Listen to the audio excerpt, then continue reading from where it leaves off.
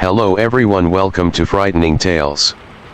I know many of you enjoy listening to these videos as you fall asleep, so before you drift off, I'd love for you to leave a comment letting me know where in the world you're tuning in from, and if you're enjoying the story, don't forget to like and subscribe. Alright, now let's get comfortable, relax and dive into tonight's case. Story 1. On October 22, 1966, the FSUCLEs shot out Mississippi State with a score of 10-0 at Doak Campbell Stadium in Tallahassee, while the crowd cheered and the city celebrated the big win. Something far more chilling was unfolding just miles away in a quiet neighborhood in northwest Tallahassee. The Sims family home became the scene of one of the most horrifying and heartbreaking massacres the town would ever witness, and when I say heartbreaking, I'm not just throwing that word around. This case is packed with eerie twists and unanswered questions that kept investigators up at night for years. So who could have done such a massacre, and why in 1966 Tallahassee was a sleepy, tight-knit town where everyone knew your name? It was nothing like the bustling city we see today, just friendly neighbors, quiet streets, and the kind of place where kids played outside until the sun went down. The Sims family fit right into this picture-perfect scene.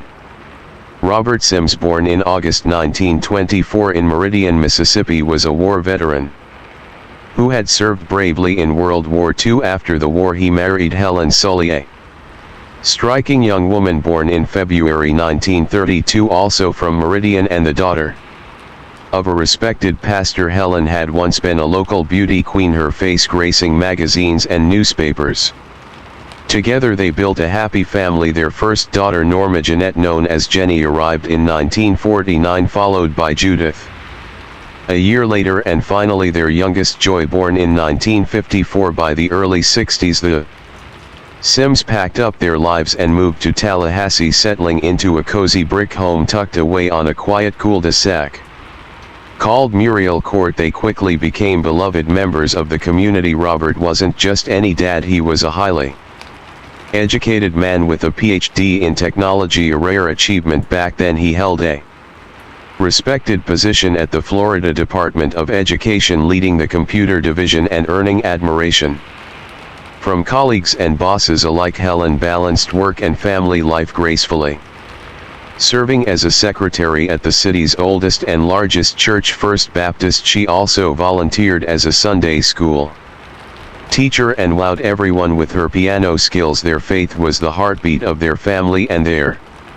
daughters Jenny and Judith shined at Leon High School as bright, polite honor students. Joy, the youngest, was just as kind and smart, attending Raw Middle School. The Sims seemed like the perfect all-American family, close, loving, and supportive. Then came the weekend of October 22, 1966. The whole city buzzed with excitement for the big Florida State University homecoming football game against Mississippi State. Nearly everyone was packed into the stadium or out celebrating, leaving the streets eerily quiet. But the Sims family made a different choice. Knowing the game would run late, they decided to stay home and prepare for church the next morning. Jenny and Judith volunteered to babysit for family friends who wanted to attend the game, while Robert, Helen, and Joy stayed behind. The game ended just before 11:00, with Florida State crushing Mississippi State 10-0. However, when Jenny arrived home around 11:15, something felt off. The house was deathly silent. No warm greetings, no familiar sounds, yet the radio was still playing. Half-empty mugs of coffee sat forgotten on the table. She called out for her family but got no answer. Unease quickly turned to dread as Jenny searched the house and discovered a nightmare beyond belief. This was long before 911 existed. So at 11:20 she called the local funeral home in desperation, begging for help and whispering, "Something terrible has happened." Russell Bivies and his son Rocky were the first on the scene, and what they found inside that quiet house would haunt Tallahassee forever. Robert, Helen, and little Joy were found bound blindfolded and gagged using makeshift restraints like ties and pantyhose from around the house tied.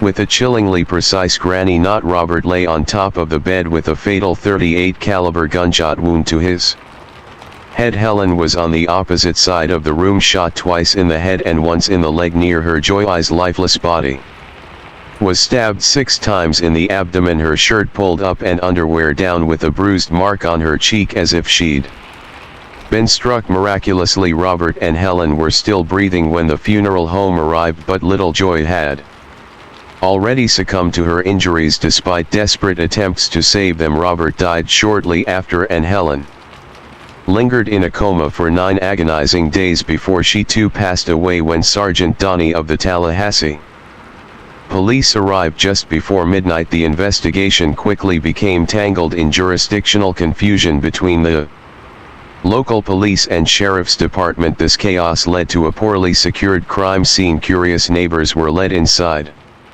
Law enforcement officers traipsed in and out without care, even making coffee in the house. Some neighbors allegedly took items as grim souvenirs. This chaos compromised crucial evidence, making the investigation even tougher. Leon County, used to quiet trusting neighborhoods, was ill-prepared for such a brutal, calculated murder. There were no signs of forced entry or robbery. Money and jewelry lay untouched, suggesting the Sims either knew their killer or willingly let them in. Fingerprints were collected, but the crime scene showed no signs of struggle or disorder, pointing to a cold, methodical killer. Interviews with neighbors revealed a scream around 4 to 11, but no one acted until it was too late. As news of the murder spread, fear rippled through the community like wildfire. The town that once thrived on trust and safety quickly turned suspicious and paranoid. Hardware stores emptied their shelves of knives and locks. Women signed up for self-defense classes and parents kept their children indoors. Children who themselves were terrified, especially those who knew sweet little Joy. One parent remembered how she had to check her daughter's room multiple times a day just to calm her trembling little heart. The fear was suffocating, so much so that prowler squads were formed. Police patrolled the streets at night with dogs hunting for the unseen monster. The usual joy of Halloween nearly wiped out the citywide. Trick-or-treating was on the brink of being cancelled because nobody could bear the thought of celebrating while a cold-blooded killer walked among them. The atmosphere was thick with terror. Families desperate to escape tried to sell their homes, but no one wanted to buy property tainted by blood and fear. One family, overwhelmed by trauma and not wanting their children to suffer any longer, simply handed their house back to the bank, choosing financial ruin over staying in a place soaked with nightmares. Nights were spent in constant vigilance, lights burning bright, doors locked tight, and women terrified to be left home alone. Every tip, every whisper was chased down relentlessly. A nearby pond in the woods behind the Sims' home was drained, hopeful eyes scanning the murky bottom for a murder weapon, but all searches ended in bitter disappointment. Weeks passed, leads dwindled, suspects vanished, and the rumor mill exploded. People hungry for answers started pointing fingers, weaving stories that blurred fact and fiction. The first suspect who gripped everyone's attention was none other than the community's beloved pastor C.A. Roberts, a charismatic man originally from Fort Worth, Texas. Roberts had moved to Tallahassee in the 60s and quickly became a pillar of the community. His sermons drew packed churches and many respected him deeply, but beneath the polished sermons and warm smiles, rumors began to swirl. Whispers of illicit affairs with numerous women. These whispers gained weight when Roberts' name surfaced as a suspect. Suddenly, women nervously flooded the sheriff's office with denials, afraid that their involvement with Roberts could implicate them somehow in the murders. Then there was Helen Sims, the mother who had resigned from her job just days before the murders. Gossip spread wildly. Were she and Roberts entangled in a scandalous affair? Most dismissed this as baseless rumor, lacking proof. Some even speculated Helen quit because she had discovered Robert's secret life. The community was divided and the church's pews emptied slightly. As suspicions cast long shadows, the announcement of Roberts as a suspect sent shockwaves through his loyal congregation, yet the pastor was eventually cleared by a rock-solid alibi. That very night he was serving as the chaplain at a football game. Video footage captured Roberts throughout the event, even though he briefly disappeared. During halftime he was seen before and after on the sidelines. It was simply impossible for him to leave, commit the murders and return in time. Still, Roberts stepped down from his pastoral duties, unable to escape the cloud of suspicion. Despite the controversy, many, including Deputy Larry Campbell, never truly believed Roberts was guilty, just as hope for a break in the case seemed dim. The police received a spine-tingling anonymous tip. A woman claimed she accidentally overheard a phone call, a man telling a woman, "Mother, I have just done a horrible thing. I have killed 3 people." The call was traced to a 200 number phone block, and investigators grilled nearly 700 people in the area. But this terrifying lead went cold. No arrests were made, and the mystery deepened. The pressure to solve the case reached the highest levels. Governor Hayden Burns authorized a $5,000 reward for any useful information. The city commissioned a local bank, the police department, and even workers from FSU added their own money, pushing the total reward to an eye-popping $10,500. An enormous sum for that time, but even with all the money on the table, nobody came forward. Years later the case was reopened and new suspects emerged. One chilling figure was Robert Howells, whose own wife Peggy was haunted by his confession during a drive to their honeymoon. Out of the blue, Robert claimed he had killed the Sims family. He described in terrifying detail how he confronted Helen Sims at a store, followed her home, and returned later to murder them. Peggy knew Robert was a violent man, especially when drunk. She'd heard his frightening threats before, but this time she believed him. Desperate to stop him, Peggy went to the police and even tried to coax a confession by going undercover, but the case fell apart when Robert's gun didn't match the caliber used in the murders, and his fingerprints didn't appear at the scene. He passed a polygraph test and faded from suspicion. Though Peggy's gut never let go of her conviction. Then in 1978 a new suspect cast a dark shadow over the case. Tommy Fulgham, a disturbed ex-Navy man arrested for an unthinkably grisly murder in Atlanta. Tommy had mutilated his girlfriend's body and claimed it was to keep Satan locked away for another 1,000 years. Back in 1965 he was a 17-year-old high school student living just 2 blocks from the Sims family. Witnesses at a party confirmed he was there the night of the murders, giving him an alibi. Tommy was quickly ruled out through fingerprint analysis. At the time of the murders nobody thought he could be responsible. After all, he was skinny and lanky, hardly the image of a cold-blooded killer. Another glaring problem with Tommy being the culprit was that the older daughters didn't even know who he was. There was no evidence, no motive linking him to the brutal crime. Now the last and arguably most chilling suspects were part of the original investigation, and interestingly they were the only ones never officially cleared. In 1966 there was Mary Charles Lee Joey, an outcast who lived just 2 blocks away from the Sims family. She was adopted into an abusive household, and through her own words she had no friends. Likely because of her macabre interests, Mary, who preferred to be called Charlie, was obsessed with death. This fascination terrified her peers. In her spare time, Charlie would hang around funeral homes so much that the directors eventually asked her to stay away at night. She'd break in and steal small trinkets involved in the funeral process. Her obsession was borderline compulsive and deeply unsettling to everyone around her except one person, Vernon Fox. Jr. Vernon met Charlie back in elementary school and they were close friends. Their bond turned romantic in high school. Vernon came from a similar background. His father, despite being a successful criminologist at FSU, struggled with alcoholism. Vernon described his family as dysfunctional and often clashed with his father. Neither Vernon's nor Charlie's families approved of their relationship. Vernon later joined the Air Force but was eventually discharged. He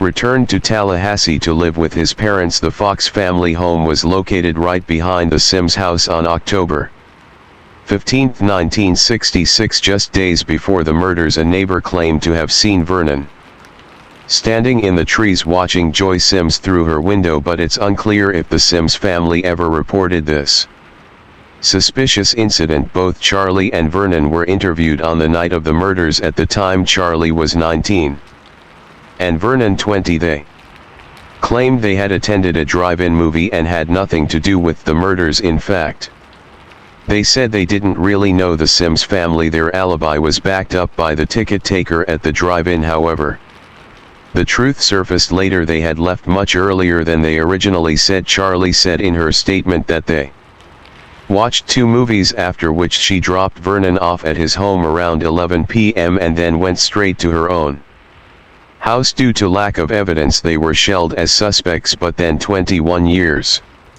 later, in 1987, Mary Charles Litzo Fox phoned Larry Campbell with the Leon County Sheriff's Office and said she was ready to talk. By then she had long left Tallahassee and was newly divorced. She and Vernon had split up the previous year. In a 6-hour taped interview, Charlie gave enough details to keep investigators interested, but not enough to charge her. She spoke ambiguously, sometimes implying she might have been inside the Sims house the night they were murdered, yet at other times insisting she wasn't there at all. She even described the floor plan and the color of the carpets with eerie accuracy, but called the whole memory a dream. At one point, Charlie asked Sheriff Campbell what would happen if she and Vernon confessed. When Campbell explained she might be sent to a hospital, Charlie immediately became upset. She said she couldn't go to the state-funded hospital and wanted to use the reward money to enter a private one for treatment. Despite all this, Charlie never confessed and was never officially charged. Fast forward to 2016, Vernon Fox Jr. came forward in an interview for the documentary 641 Muriel Court. He altered parts of his original statement and added new details. He denied any peeping Tom allegations and firmly stated he never entered the Sims house. When asked about motive, Charlie suggested Vernon might have done anything to impress her and perhaps wanted to get back at his father. Vernon believed Charlie tried to implicate them both in the crime too. Decades later, because she couldn't kill him in real life, he claimed she had made several statements wishing him dead.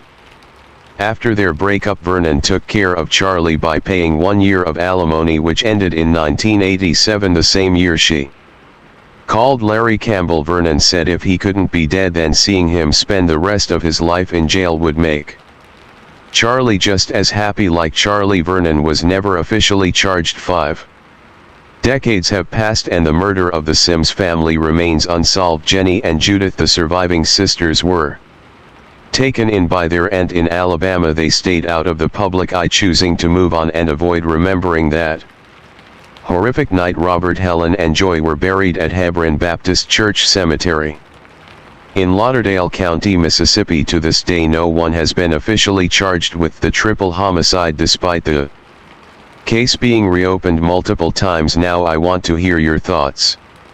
Story 2. They say justice doesn't bring back the dead, but it can bring a sliver of peace to the living. For Connie Bennett, the woman whose haunted face you see in that video piece, is a long time coming. 41 years ago, her world shattered when she discovered her son and his family brutally murdered in their Colorado home. And trust me when I say it wasn't just horrifying, it was the kind of nightmare that keeps you awake at night. The killer didn't just stop at using a hammer to end his victims' lives. He went even further, committing unspeakable acts that shocked everyone who heard the details. At that time, forensic science wasn't what it is today, and for years his connection to the Bennett family murders and several other killings remained hidden. The truth only came to light when advances in technology finally exposed the full scope of his horrifying spree. So who was this twisted murderer, and how did he go unnoticed for so long? Well, before we dive into his dark history, let's start by getting to know the victims first. Like any other family, the Bennett family was full of love, laughter, and big dreams. Bruce and Deborah Bennett, a young couple who got married in the 1970s, couldn't wait to start their life together. Bruce, born on April 22, 1956 in Denver, Colorado, had what you might call a normal childhood, nothing too extraordinary, just a regular guy growing up with his two brothers Richard and Daniel. But Deborah's story was a bit more complicated. As the oldest of four kids, she had to grow up fast. After losing her mother at a young age with her dad Ernest, a war veteran, she became the caretaker for her younger siblings. Life was tough, but she kept her family together. Eventually they moved to Colorado, and it was there that Deborah's brother Larry introduced her to Bruce. The two hit it off instantly, and before long Bruce and Deborah were inseparable. They fell in love quickly and decided to start a family of their own later on. Bruce enlisted in the Navy, serving as a sonar analyst at Pearl Harbor, Hawaii. It was a job that gave him the chance to work with some pretty high-tech equipment, and more importantly provided the steady income he needed to support his growing family. So in January of 1976, their first daughter Melissa was born, and they couldn't have been more thrilled than 5 years later in 1981. Their second daughter Vanessa arrived. Their little family of four was complete when Bruce wrapped up his service in the Navy. He had worked hard to create a more comfortable life for them. In 1983, with some help from their savings and a loan, they bought their first home in Aurora, Colorado. Life seemed perfect. The Bennett worked together in the family's furniture distribution business, and Bruce was also studying to become an air traffic controller. They were making it work. Every day was filled with moments of joy, family dinners, and the excitement of their daughters growing up in a happy, safe home. Melissa and Vanessa were thriving in this warm, loving environment, and Bruce and Deborah felt like they had everything they ever wanted. But just when everything seemed perfect in early 1984, their world was shattered. It was Sunday, January 15th that year, when the Bennett family was in full celebration mode. They were hosting a pre-birth gathering for Melissa, who was about to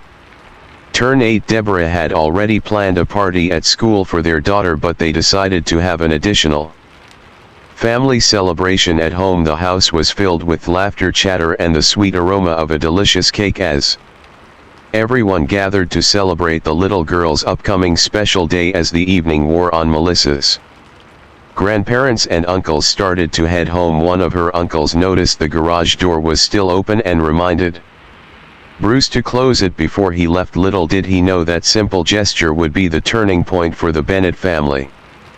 Then the next morning, on January 16, 1984, Bruce's mother, Constance Connie Bennett, got an unsettling call. The family's furniture store had called, stating that Bruce and Deborah hadn't shown up for work and no one was answering their phones at the house. Concerned, Connie decided to head over to the Bennett home to check on them. When she arrived, she immediately noticed the garage door was still open, just like the night before. But what she found inside the house would haunt her forever. As she entered, Connie was met with a scene so horrifying it's unimaginable. Bruce's lifeless body lay at the foot of the stairs, surrounded by a pool of blood. His head was severely battered, and there was a deep, horrific cut across his throat. In shock, Connie rushed to a neighbor's house for help, and they quickly called 911. The police and emergency responders arrived soon after, but what they discovered inside the house was beyond belief. In the master bedroom, they found Deborah's body, her head horribly beaten,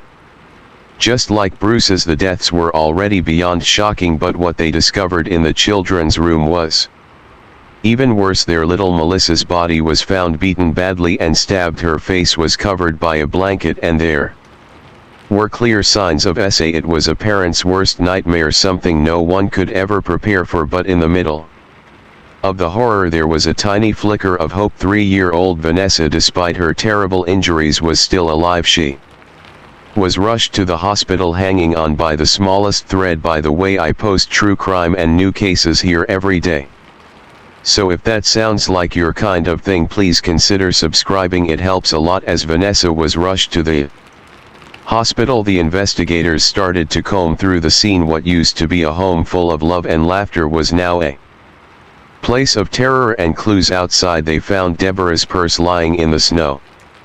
Clearly searched through by whoever did this. Nearby a butcher knife from the family's kitchen was found, probably one of the weapons used in the attack, but the real weapon, the one that delivered the deadly blows, was still missing, and based on the injuries the investigators believed the hammer might have been used. They carefully gathered fingerprints and other samples from various surfaces in the hope of finding something that could lead them to the killer, but there was one detail that stood out above the rest: blood-stained boot prints no one in the family recognized this was someone new, someone who shouldn't have been there. To widen the search, authorities called in family members and close friends who had attended Melissa's birthday party earlier that day. They asked them to provide DNA samples, something that seemed strange at the time but would later prove to be an important step. Genetic studies were still in their infancy back then, but the investigators knew they had to gather anything that could be useful down the line. As the investigation continued, specialists carefully preserved the victim's clothing and meticulously collected bits of carpet from beneath Melissa's body, a bedspread, and other items that could provide clues. Every scrap of evidence was carefully preserved, hoping that one small detail would crack the case open. Meanwhile, in the hospital, a team of medical professionals fought tirelessly to keep little Vanessa alive. At just 3 years old, she was in critical condition. The doctors reported that Vanessa had suffered severe injuries. Her jaw was shattered, her head severely injured, and her arms, hips, and legs were all broken. She had also been SA. It was nothing short of a miracle that she was still alive. She needed 3 units of blood and several more units of fluids just to keep her stable, but despite all the efforts, the doctor's report to the family was devastating. The little girl was fighting for her life, and the outlook was uncertain. As the days dragged on, investigators began to realize something chilling: the attack on the Bennett family wasn't an isolated incident. Less than 2 weeks before that brutal night, there had been similar attacks in Colorado, one of them eerily close to home on January 4th, just days before the Bennett were attacked. A young couple, James and Kimberly, had been ambushed in their home in Aurora. They were having a quiet night, Kimberly in the bedroom while James was in another room recording music for a friend. Out of nowhere, Kimberly was struck in the head. In the dark, she caught a brief glimpse of a man's silhouette before he fled. When she screamed, James, hearing her scream, rushed to her side but was struck in the head by the same hammer-wielding attacker. Despite his injury, James managed to chase the assailant, but the attacker escaped into the night. Meanwhile, Kimberly was able to call 911 that night. Emergency services quickly arrived and both James and Kimberly were transported to the hospital. James suffered a skull fracture and Kimberly had a concussion, but they both eventually recovered. When the police investigated the scene, they found the hammer that had been used in the attack. It was clear that the attacker had entered the house through the garage, which had been left open. Fresh footprints in the snow led away from the house, but the trail eventually mixed with other tracks and they lost the lead. However, the police did find Kimberly's purse in the snow, though it was missing only the money. Now, if you thought that was the end of it, well, think again. Less than a week later, another shocking attack rocked the Colorado community. Patricia Smith, a 50-year-old woman who had recently moved from Nebraska, was there to help her daughter and her 2 young grandchildren settle into their new home. Patricia was well known for her grace, elegance, and impressive client list as an interior decorator, beloved by everyone who knew her. But on January 10, 1984, her life would be tragically cut short in the most horrifying way. It all started like any other day. Patricia took her daughter to the park so she could catch the bus to work, then dropped off the grandkids at daycare. Afterwards, she spent the morning working, picked up some laundry, and grabbed a quick hamburger for lunch. Nothing seemed out of the ordinary, but when Patricia arrived home, things quickly took a deadly turn. She went up to her room, turned on the TV, and then, for reasons unknown, headed back downstairs. That's when she came face to face with an intruder. Before she could even react, a Savage attack unfolded right in her own living room, blows so brutal that they ended her life in a matter of seconds. That evening around 5:30, Patricia's daughter, who had been waiting at the park for her mom to pick her up, started to panic when Patricia didn't show. She called home from a public phone but no one picked up. Concerned, she reached out to a cousin who came to pick her up along with the kids. They headed home, but when they got there something didn't feel right. The garage door was wide open and inside the TV was flickering in the dark house. As they made their way inside, they stumbled upon a scene so horrific it was almost impossible to process. There in the living room was Patricia's lifeless body covered with a child's blanket, blood everywhere. Her pants and boots were scattered around and her upper clothing was open, a chilling sign that another brutal assault had taken place. A hammer, the weapon used to kill her, lay beside her. The daughter, completely in shock, ran to a neighbor's house hoping for some kind of confirmation that her mom was still alive, but it was too late. Patricia was gone. 911 was called and soon the authorities arrived. The investigation into Patricia's death uncovered something truly chilling: 17 brutal blows to her head and clear signs of SA. The killer didn't stop there. After taking Patricia's life, he went upstairs, rifled through her purse and stole money before fleeing the scene. Authorities turned to Patricia's circle of friends, family and clients for answers, but no solid leads came through. On that very same day, January 10th, another woman became the target of a vicious attack. Her name was Donna and she was a flight attendant for Frontier Airlines. That evening she was off duty waiting for her partner Ron, who was a pilot, to return from a night flight. She'd spent the evening picking up groceries, getting the mail and parking her car in the garage, but as she stepped out of her vehicle she was struck in the temple, knocking her out cold. The next morning Ron returned home to find something that made his blood run cold. A trail of blood led from the garage to the house and he rushed inside, following it to the bedroom. There, lying on the bed, was Donna, unconscious with a severe head wound. Somehow, through all the pain, she had dragged herself to the bedroom. Ron immediately called 911 and Donna was rushed to the hospital where doctors confirmed she had been assaulted. At first Ron was considered a suspect. After all, he had just returned from his flight and the attack had happened only an hour before he arrived, but soon enough investigators ruled him out. The search for the real killer was on. While going through Donna's car, they found a blood-soaked hammer in the driver's seat. They collected it as evidence, but frustratingly no fingerprints were found. Despite the horrific injuries she had suffered, Donna managed to recover, though the head injury caused significant short-term memory loss. She couldn't remember the details of the attack, but in a way she was relieved. She was just grateful to be alive. In fact, later on the couple sat down for an interview where Donna opened up about the aftermath of the brutal attack, saying, "I say I had the mentality of a 2-year-old. Everything was new to me. Once again, I didn't know a knife and fork. I couldn't even tell you that I can't open my mouth. And how hard it is to eat." Now, with all of this being said, this hammer killer was one brazen individual, and just 6 days after the attack on Donna and Ron, and less than 25 miles away from their home, the brutal attack on the Bennett family unfolded. And throughout that heartbreaking January, while the families of the victims were in mourning, those who survived, like little Vanessa, were fighting for their lives and recovery. Vanessa's grandmother Connie never gave up hope, praying for the child's healing. Meanwhile, the investigation stretched on, with authorities collecting every bit of evidence they could find from the 4 crime scenes, including genetic material, footprints and anything else that might point to the killer. But once again, forensic science in the 1980s wasn't nearly as advanced as it is today. DNA analysis was still in its early stages, and investigators were working with limited tools. The attacks took place in both Aurora and Lakewood, leading local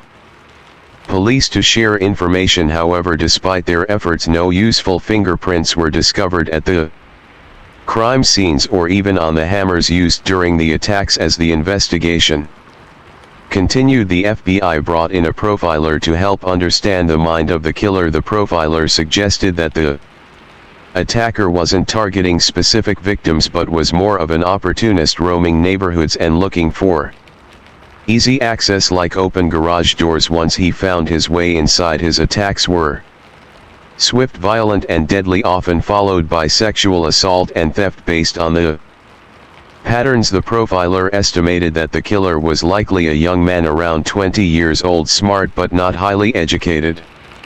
He might have finished high school but not gone to college. The repeated use of hammers and a distinctive boot print at one scene suggested the man might be working in construction, especially since many homes were being built in the areas where the crimes occurred. But here's the real kicker: the profiler believed this guy wasn't going to stop until he was caught. So investigators went to construction sites, talked to contractors, and tried to find anyone who had noticed something strange. Unfortunately, contractor records were messy and there wasn't much to go on because the attacks were sudden and always happened in the dark. No one had seen the attacker clearly. As the investigation continued with no new leads, the community was on edge. People became extra cautious, locking up their garages and doors like never before. Some even started buying guns or wearing helmets to bed just in case. But time passed without any more attacks, and eventually the police had to move on to other cases, leaving these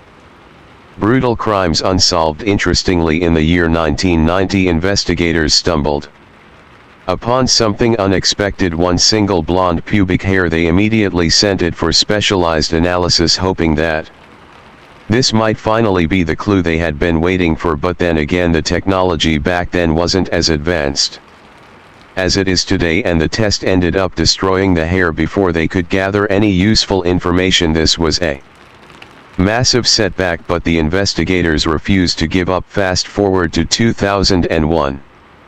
17 years after the horrific attacks, the breakthrough that everyone had been hoping for finally arrived when the DNA samples were fully identified, clearing family members from suspicion. But even with this significant progress, the mystery was far from over. Then in 2018, the investigation took another turn. This time, detectives teamed up with a genealogist, hoping she could provide the breakthrough they needed. They used the DNA sequence to search through both public and private databases. Just 1 week later, the genealogist gave them a huge piece of the puzzle. She found a match to someone with the last name Ewing. This discovery was massive, but it wasn't the end of the road. The detectives quickly discovered there were several individuals with the last name Ewing living in Colorado, but none of them seemed to fit the profile. They weren't giving up though. They expanded the search, digging through Aurora's database and finding a total of 40 individuals with that surname. While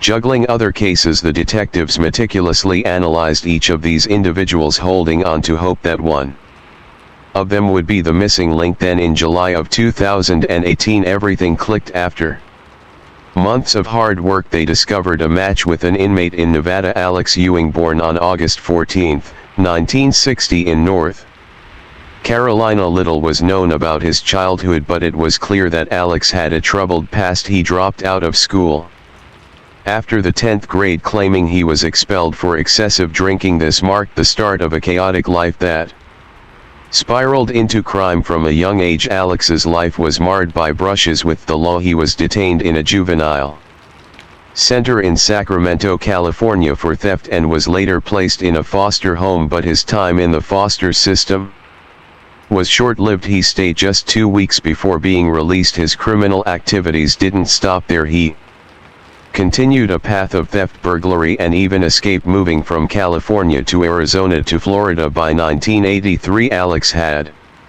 secured a driver's license and was living in Denver, Colorado, the same place where the attacks occurred in early 1984, leaving 4 dead and several others severely injured. After the attack stopped, Alex seemed to vanish from Colorado, but he didn't go far. He moved to Kingman, Arizona, where on January 27, 1984, he broke into a home and attacked Roy Williams with a heavy granite rock, striking him in the head and chest. Roy miraculously survived but required over 100 stitches. Roy was able to provide a partial description of his attacker, and later that same day a police officer spotted a man hiding in the bushes near an interstate on-ramp. The officer approached but Alex fled, leading to a brief but intense chase on February 2, 1984. Alex was finally apprehended. Alex Ewing was formally charged with attempted first-degree murder and first-degree robbery. He was being held in jail in Utah, but in early August 1984, something shocking happened. While being transported with several other inmates for a court hearing, Alex made a bold escape. He managed to slip away from the authorities during a stop at a service station wearing nothing but red shorts and an orange jumpsuit. It was around 10 p.m. when police received reports of a suspicious man in red shorts running through a nearby neighborhood. The hunt was on. An hour later, panic set in when Nancy Berry called 911 in a desperate voice, claiming she and her husband had been attacked. Nancy and Chris Berry were found severely injured in their bed. Alex had broken into their home through an open garage door and savagely attacked them with an axe handle. Miraculously, their children were unharmed. A massive manhunt ensued, but Alex was still on the run for days. Later, Alex was spotted at a phone booth, apparently calling his brother for help. He tried to flee, but by then he was weakened and dehydrated. Police caught up with him and Alex was back in custody. This time he faced a mountain of charges: attempted murder, assault with a deadly weapon, robbery, and escape. He was sentenced to 110 years in prison, but the story didn't end there. Alex had been at large for less than 8 months after the attacks in Colorado, but those months were just the beginning of a long, twisted journey. Fast forward to July 2018, a team of Colorado police and prosecutors traveled to the Northern Nevada Correctional Center to interview Alex. They approached him pretending to be non-law enforcement officers, keeping the focus off the Colorado crimes. For now, they knew they had the breakthrough. They needed the DNA match from the Bennett and Patricia crime scenes. This was the moment they had been waiting for. But they had to play it smart. During the interview, Alex spoke candidly about his past. He claimed his father had been in the Air Force and discussed his troubled history, mentioning an illness, spinal meningitis, that had nearly killed him, causing a drastic change in his behavior. He also admitted to spending some time working in construction in Colorado, particularly in Aurora and Lakewood, before leaving because it was too cold. This was a crucial detail. It confirmed Alex's presence in Colorado at the time of the attacks. The next day, detectives returned to meet with Alex. This time, they showed him 6 black and white photos of the crimes in Colorado. Initially, Alex denied knowing any of the victims, but when shown a color photo of Patricia alive, he stuck to his story. However, when the detectives presented him with a color photo of Patricia's lifeless body, Alex's demeanor changed. He became visibly agitated, insisting there must have been some mistake. In a panic, he immediately requested a lawyer. What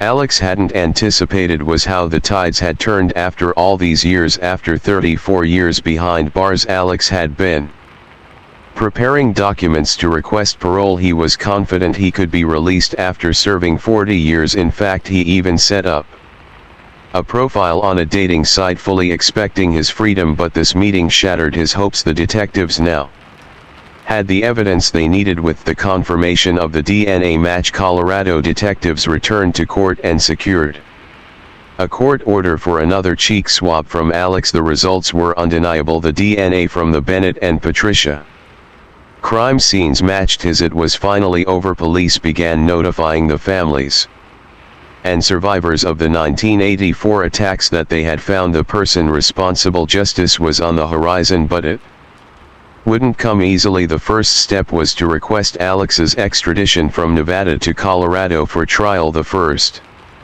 hearing took place on October 2, 2018, and Alex was informed he would have to face the charges in Colorado, but Alex wasn't going down without a fight. He informed the judge he planned to contest the extradition over the next 16 months. His lawyer filed appeal after appeal, trying to delay the inevitable. As the legal battle continued, Colorado prosecutors faced a tough challenge. Some of the crimes were too old to be prosecuted because they didn't have a fatal outcome and the statute of limitations had passed, but there was hope Alex could still be tried for the murders of the Bennett family and Patricia. Back in 1984, the law allowed life without parole for such crimes as the death penalty wasn't an option. In February 2020, the Nevada Supreme Court ordered Alex's transfer to Colorado. As mentioned earlier, his lawyer fought hard to delay the move, but the U.S. Supreme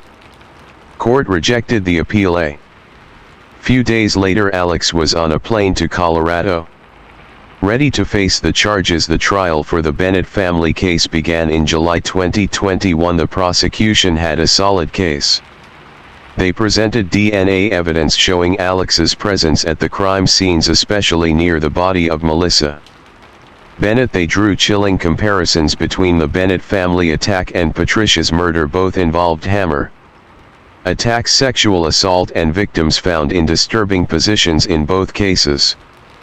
The attacker entered through open garages and the victims' purses were nearby. The defense tried to poke holes in the investigation, claiming mishandled DNA samples and a lack of fingerprints.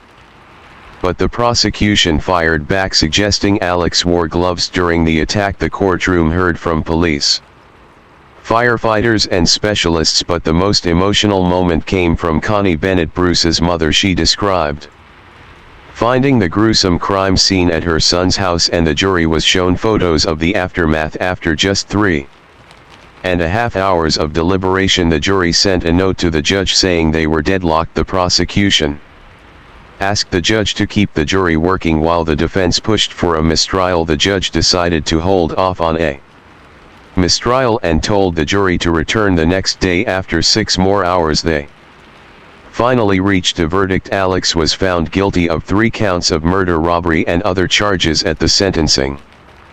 Family members of the victims gave emotional impact statements when asked if he had anything to say. Alex simply responded with that breaking news from the courtroom: guilty on all counts. That is the verdict in a 37-year-old murder case. The defendant killed 3 members of the Bennett family in Aurora with a hammer. A little girl was the only survivor. The judge, disgusted by Alex's actions, sentenced him to 3 consecutive life sentences without the possibility of parole. The trial for Patricia's murder started in October 2021 but was declared a mistrial after Alex's defense requested a mental competency evaluation. The evaluation confirmed Alex was fit to stand trial, and after more delays, the trial for Patricia's murder began in April 2022. This time Alex couldn't stay quiet. He complained about being extradited from Nevada and claimed the system was rigged. Despite his protests, the result was the same: another life sentence. A man already serving 3 life sentences received another one today. A Jefferson County jury convicted Alex Ewing last week of sexually assaulting and murdering Patricia Smith in 1984. Through all of this, Vanessa, the only surviving member of the Bennett family, had to relieve the trauma. She shared her story of how the attack left her physically and mentally scarred. She spent years battling depression, addiction, and the pain of her past. After years of struggle, she finally decided to stop being a victim. Vanessa got clean, settled down, and started a new life, but she said the capture of her attacker brought her no peace. For her, the damage had already been done. You know, what did they do wrong? They didn't do anything. You know, they were young, they were in their like mid-20s. Are you hopeful about the future? I am. I had big things planned, and I know it sounds like it's a little late because I'm 38 years old, but it's never too late now. As we mentioned in the intro, while justice can't bring back the lives lost, it does bring some peace to the families affected. Hopefully Alex will face the consequences of his actions and suffer in prison for the rest of his life. Story 3. What if the first knock at your door in the new year was the last one you ever answered? In a quiet Treen neighborhood, a family welcomed January 1st with all the warmth and excitement you'd expect. Holiday leftovers, plans for the year ahead, and a house full of love. But just hours into the new year, that home would become the scene of Unspeakable horror, the fire was the first thing neighbors noticed, thick smoke pouring from the windows, sirens slicing through the winter calm. What firefighters found inside wasn't just shocking, it was pure evil, the kind of scene that silences even the most seasoned investigators. This wasn't random, it wasn't impulsive, it was intentional, and whatever happened behind that front door didn't end quickly. So what could drive someone to annihilate an entire family, children included, in cold blood? And what darkness walked through that door on New Year's Day? The first hours of 2006 were slipping by quietly in Richmond, Virginia. Neighborhoods like Woodland Heights still carried the hushed stillness of the holidays, the kind of silence that wraps around homes where families sleep in, still basking in the glow of the previous night's celebrations. But as the afternoon crept in, smoke began billowing from one of the houses on West 31st Street, and with it came the unraveling of a horror that would leave an entire city shaken. Fire crews rushed to the scene expecting a routine call, a kitchen fire, maybe a tree gone up in flames. Instead, what they stepped into was something far more sinister, far more cruel. The source of the fire was deliberate, but the fire wasn't the true tragedy. In the basement of the burning home, beneath the weight of smoke and soot, lay 4 bodies. It was a scene of staggering violence, haunting and prolonged. A family hadn't simply been killed, they had been hunted inside their own home, restrained, tortured, and slaughtered. The bodies were positioned close together in the basement, suggesting they may have been held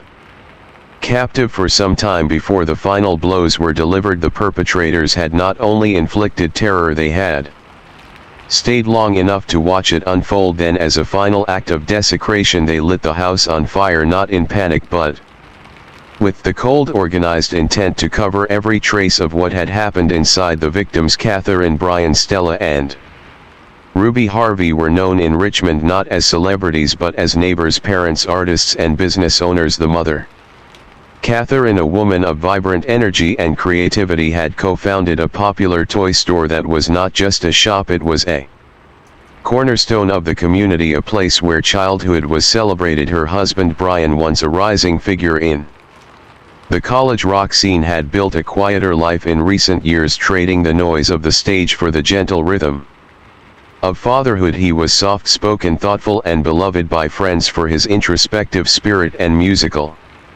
soul. Their daughters were just beginning to carve out their place in the world. The older one, named Stella and just 9 years old, had the precocious wisdom and curiosity of a child who reads far beyond her age. The youngest, Ruby, full of joy, had a smile that neighbors said could turn any day around. To see their lives end this way was to feel something fundamental tear loose inside anyone who knew them or even just knew of them. The house, once filled with music, toys, and laughter, had been transformed into a garb of silence and ash. As news of the murders spread, grief gave way to confusion, and confusion turned swiftly into fear. There were no signs of forced entry, no known threats, no enemies. There was nothing to explain why such unimaginable cruelty had descended on this one household, but deep down, investigators could feel it. This wasn't a random act of violence, it was a performance, it was controlled. This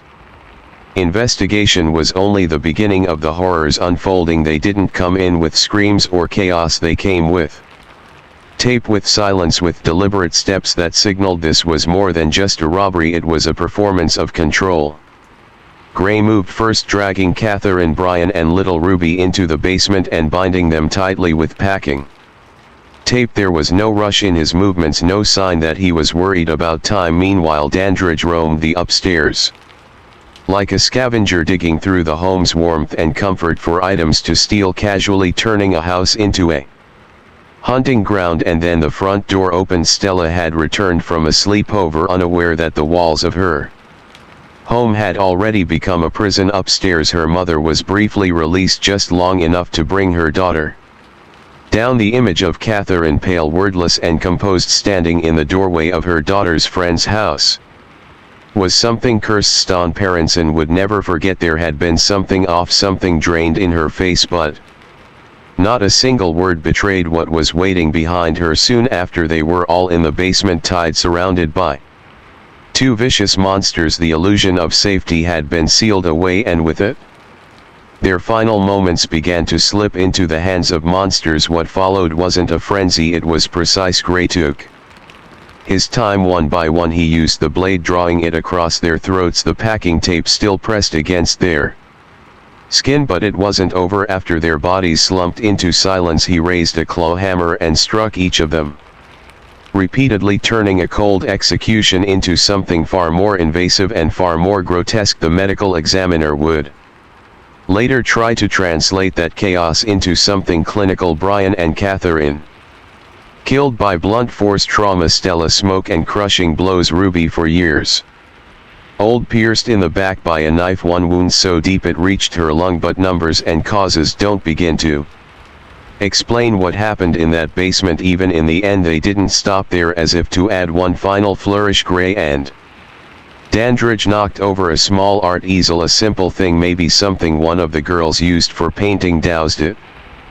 with wine and set it ablaze. It was petty, it was theatrical, it was meant to destroy not just the evidence but the identity of the space. As flames climbed through the basement, curling around what was left, it might have looked like the scene of a tragic accident, but nothing about this was accidental. The fire didn't go unnoticed. Johnny Hot, Brian's longtime friend and the drummer from House of Freaks, spotted the smoke and made the call that would unravel everything. A fire department arrived to extinguish flames, but what they uncovered would ignite a storm far more devastating than fire, and the men who had walked out of that home hours earlier, calm, unhurried, untouched by the flames of hell they left behind, were already moving forward as if lives meant nothing at all. But who were Gray and Dandridge, you may wonder? The two men, Ricky Gray and Ray Dandridge, were no strangers to darkness. Born in 1977, these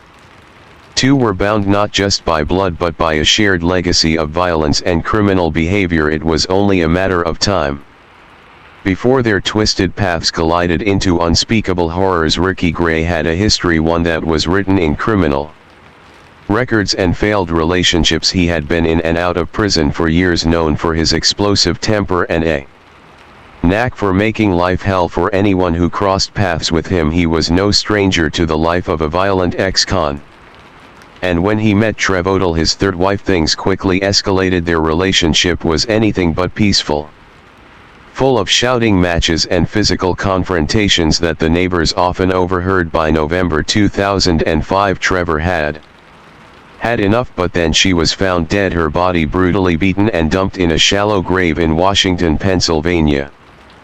But here's the kicker: the authorities initially wrote her death off as a drug overdose. Ricky's forearm had claw marks on it that day, signs of a struggle, maybe even signs of a fight for her life, but the police didn't connect the dots. They didn't see the killer standing right under their noses. Enter Ray Dandridge, Ricky's nephew, just out of prison after serving more than a decade for armed robbery, moved in with Ricky and Trevor after his release in October 2005. By the time Trevor's body was found, Ray had already begun to show his true colors. The violence was in his blood too. So what did the two of them do after Trevor's body was buried? When no one was paying attention, they moved on. By Christmas, Ricky and Ray had packed up and headed to Arlington, Virginia, hoping to lay low, but the violence didn't stop. In fact, it only got worse. On New Year's Eve, just a few days after settling in Virginia, they decided to attack Ryan Carey. Ryan was beaten and stabbed, left to die in front of his own home. He later woke up in a hospital, his body broken, his right arm permanently useless, and as he recovered he would tell the police exactly who did it: Ricky Gray and Ray Dandridge. But that wasn't even the worst of it. No, the real nightmare began on January 1st, 2006. That was when they came for the Harvey family in Richmond. Catherine, Brian, Stella and Ruby Harvey were just living their lives, or at least they were, until two strangers forced their way into their home. Gray would later admit that they were desperate for money. That was the whole reason behind the plan. They hadn't even picked the Harvey home specifically, they just noticed the front door was open and took their chance. Once inside, they held the family hostage. When the family's friends arrived for a scheduled play date, Gray and Dandridge forced Catherine to act like everything was fine. They told her if she slipped up her family would die. She stayed calm and played along, trying to protect her husband and kids. When the friends left, all hell broke loose, but Gray and Dandridge weren't done. After the Harvey family was left for dead, they burned the house down, trying to destroy the evidence, trying to hide what they'd done. It didn't work. A few days later, they turned on their accomplice Ashley Baskerville. She, along with her parents, became the next victims of this brutal killing spree. By now the authorities were piecing together the trail of violence left behind, and it didn't take long before they arrested the two men. It all started to unravel with an ordinary robbery in Chesterfield County, Virginia. On January 3, 2006, or at least it appeared to be, a couple living on Hollywood Drive became the latest victims of a well-rehearsed cold-blooded crime. The trio of criminals, two men and a woman, knocked on the couple's door claiming to be lost and asking for directions. It seemed harmless enough at first, but it was anything but. The moment the door opened, the robbers pushed their way in, taking the couple by surprise. They ransacked the house, swiping a computer, a television, and $800 in cash.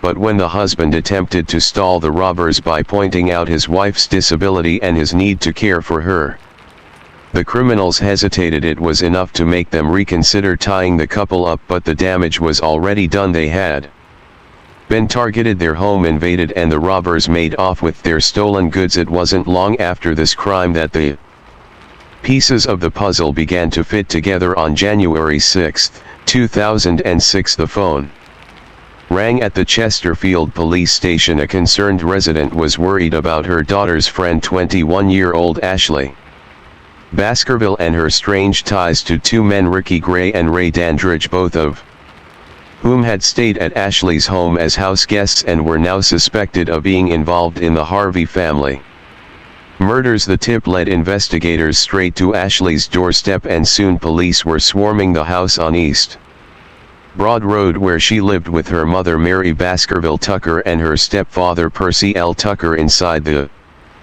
police found a nightmare. The house was a wreck, a clear sign of the violence that had taken place there. Percy, Lel, and Mary had been savagely slashed across the throat, their lives extinguished in an instant. The real horror lay in what they had done to Ashley. She wasn't just dead, she had been suffocated. A plastic bag had been wrapped around her head and sealed tight with duct tape, the same tape used to bind her and her family, ensuring they could neither scream nor escape. All three victims had been gagged and bound in a cruel display of control, their bodies left in their own home where they had been so violently silenced. It didn't take long for the police to connect the dots. The items found at the Baskerville Tucker home, a computer, a television, matched the stolen property from the Chesterfield home invasion, tying the whole thing together. But one item that made them 100% sure was the ring Ashley was wearing. It was Catherine Harvey's wedding ring. Gray and Dandridge had been on a spree there.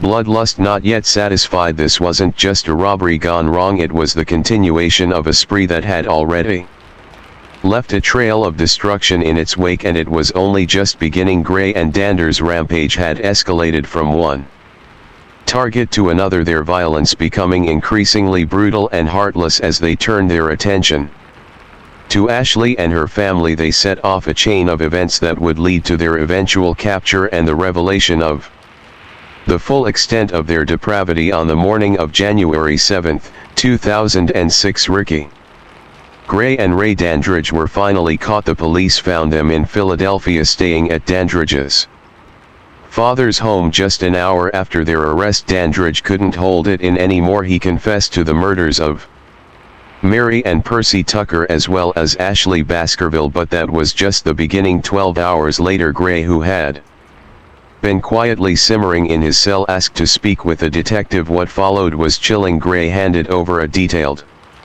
3-page confession. He didn't hold back in his confession. He described how he'd killed the Harvey family using a kitchen knife and a claw hammer to brutally end their lives. He didn't try to justify his actions, instead saying, "I don't believe sorry is strong enough."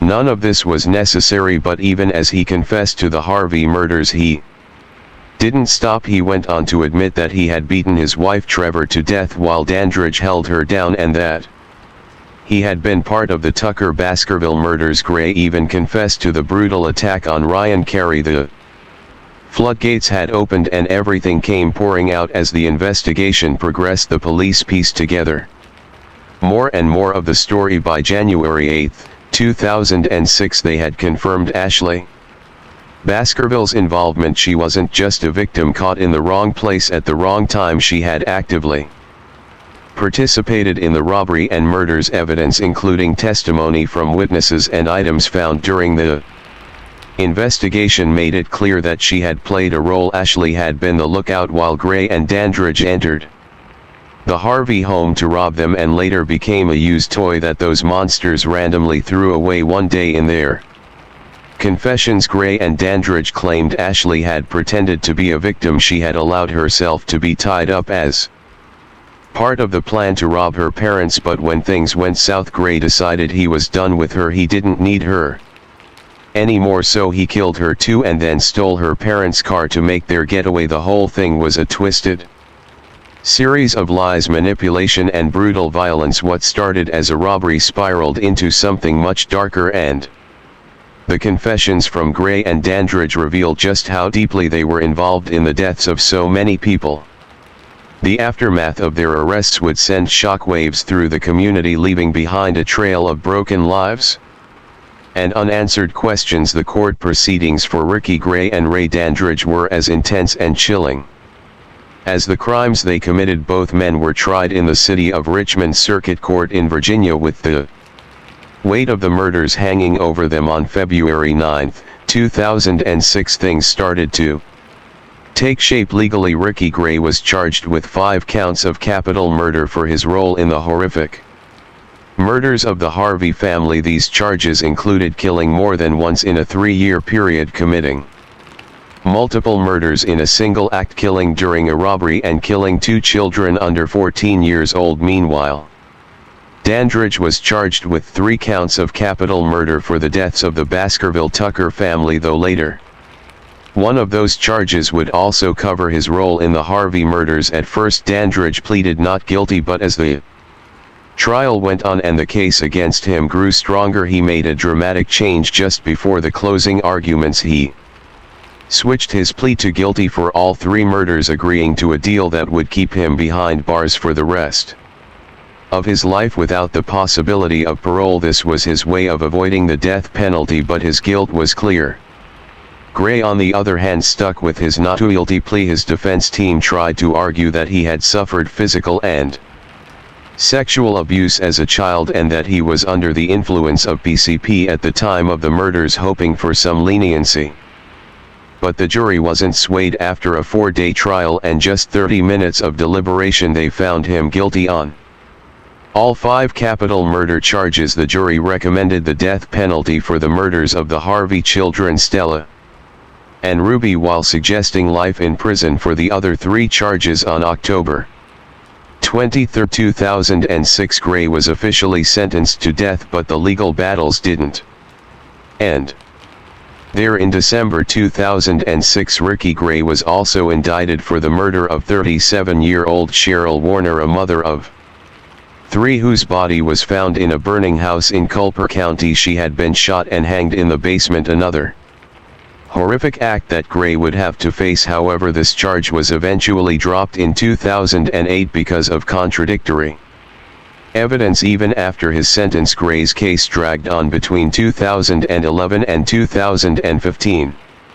His execution was delayed multiple times due to appeals in both state and federal courts. In November 2015, the 4th Circuit Court rejected one of his appeals, and in January a year later, Gray's execution was set for March 16, 2016. But the delays didn't stop there. His lawyers filed yet another appeal with the U.S. Supreme Court, which chose not to hear his case later that year. Finally, in 2016, after all the appeals were exhausted, Governor Terry McAuliffe denied Gray's clemency plea. His execution was scheduled for January 18, 2017, and at around 10 p.m. that night Ricky Gray was executed by lethal injection at the Greensville Correctional Center. As for Ray Dandridge, he's still serving his life sentence in Sussex 2 State Prison. His story didn't end with the trial, and the weight of his actions still hangs over him as he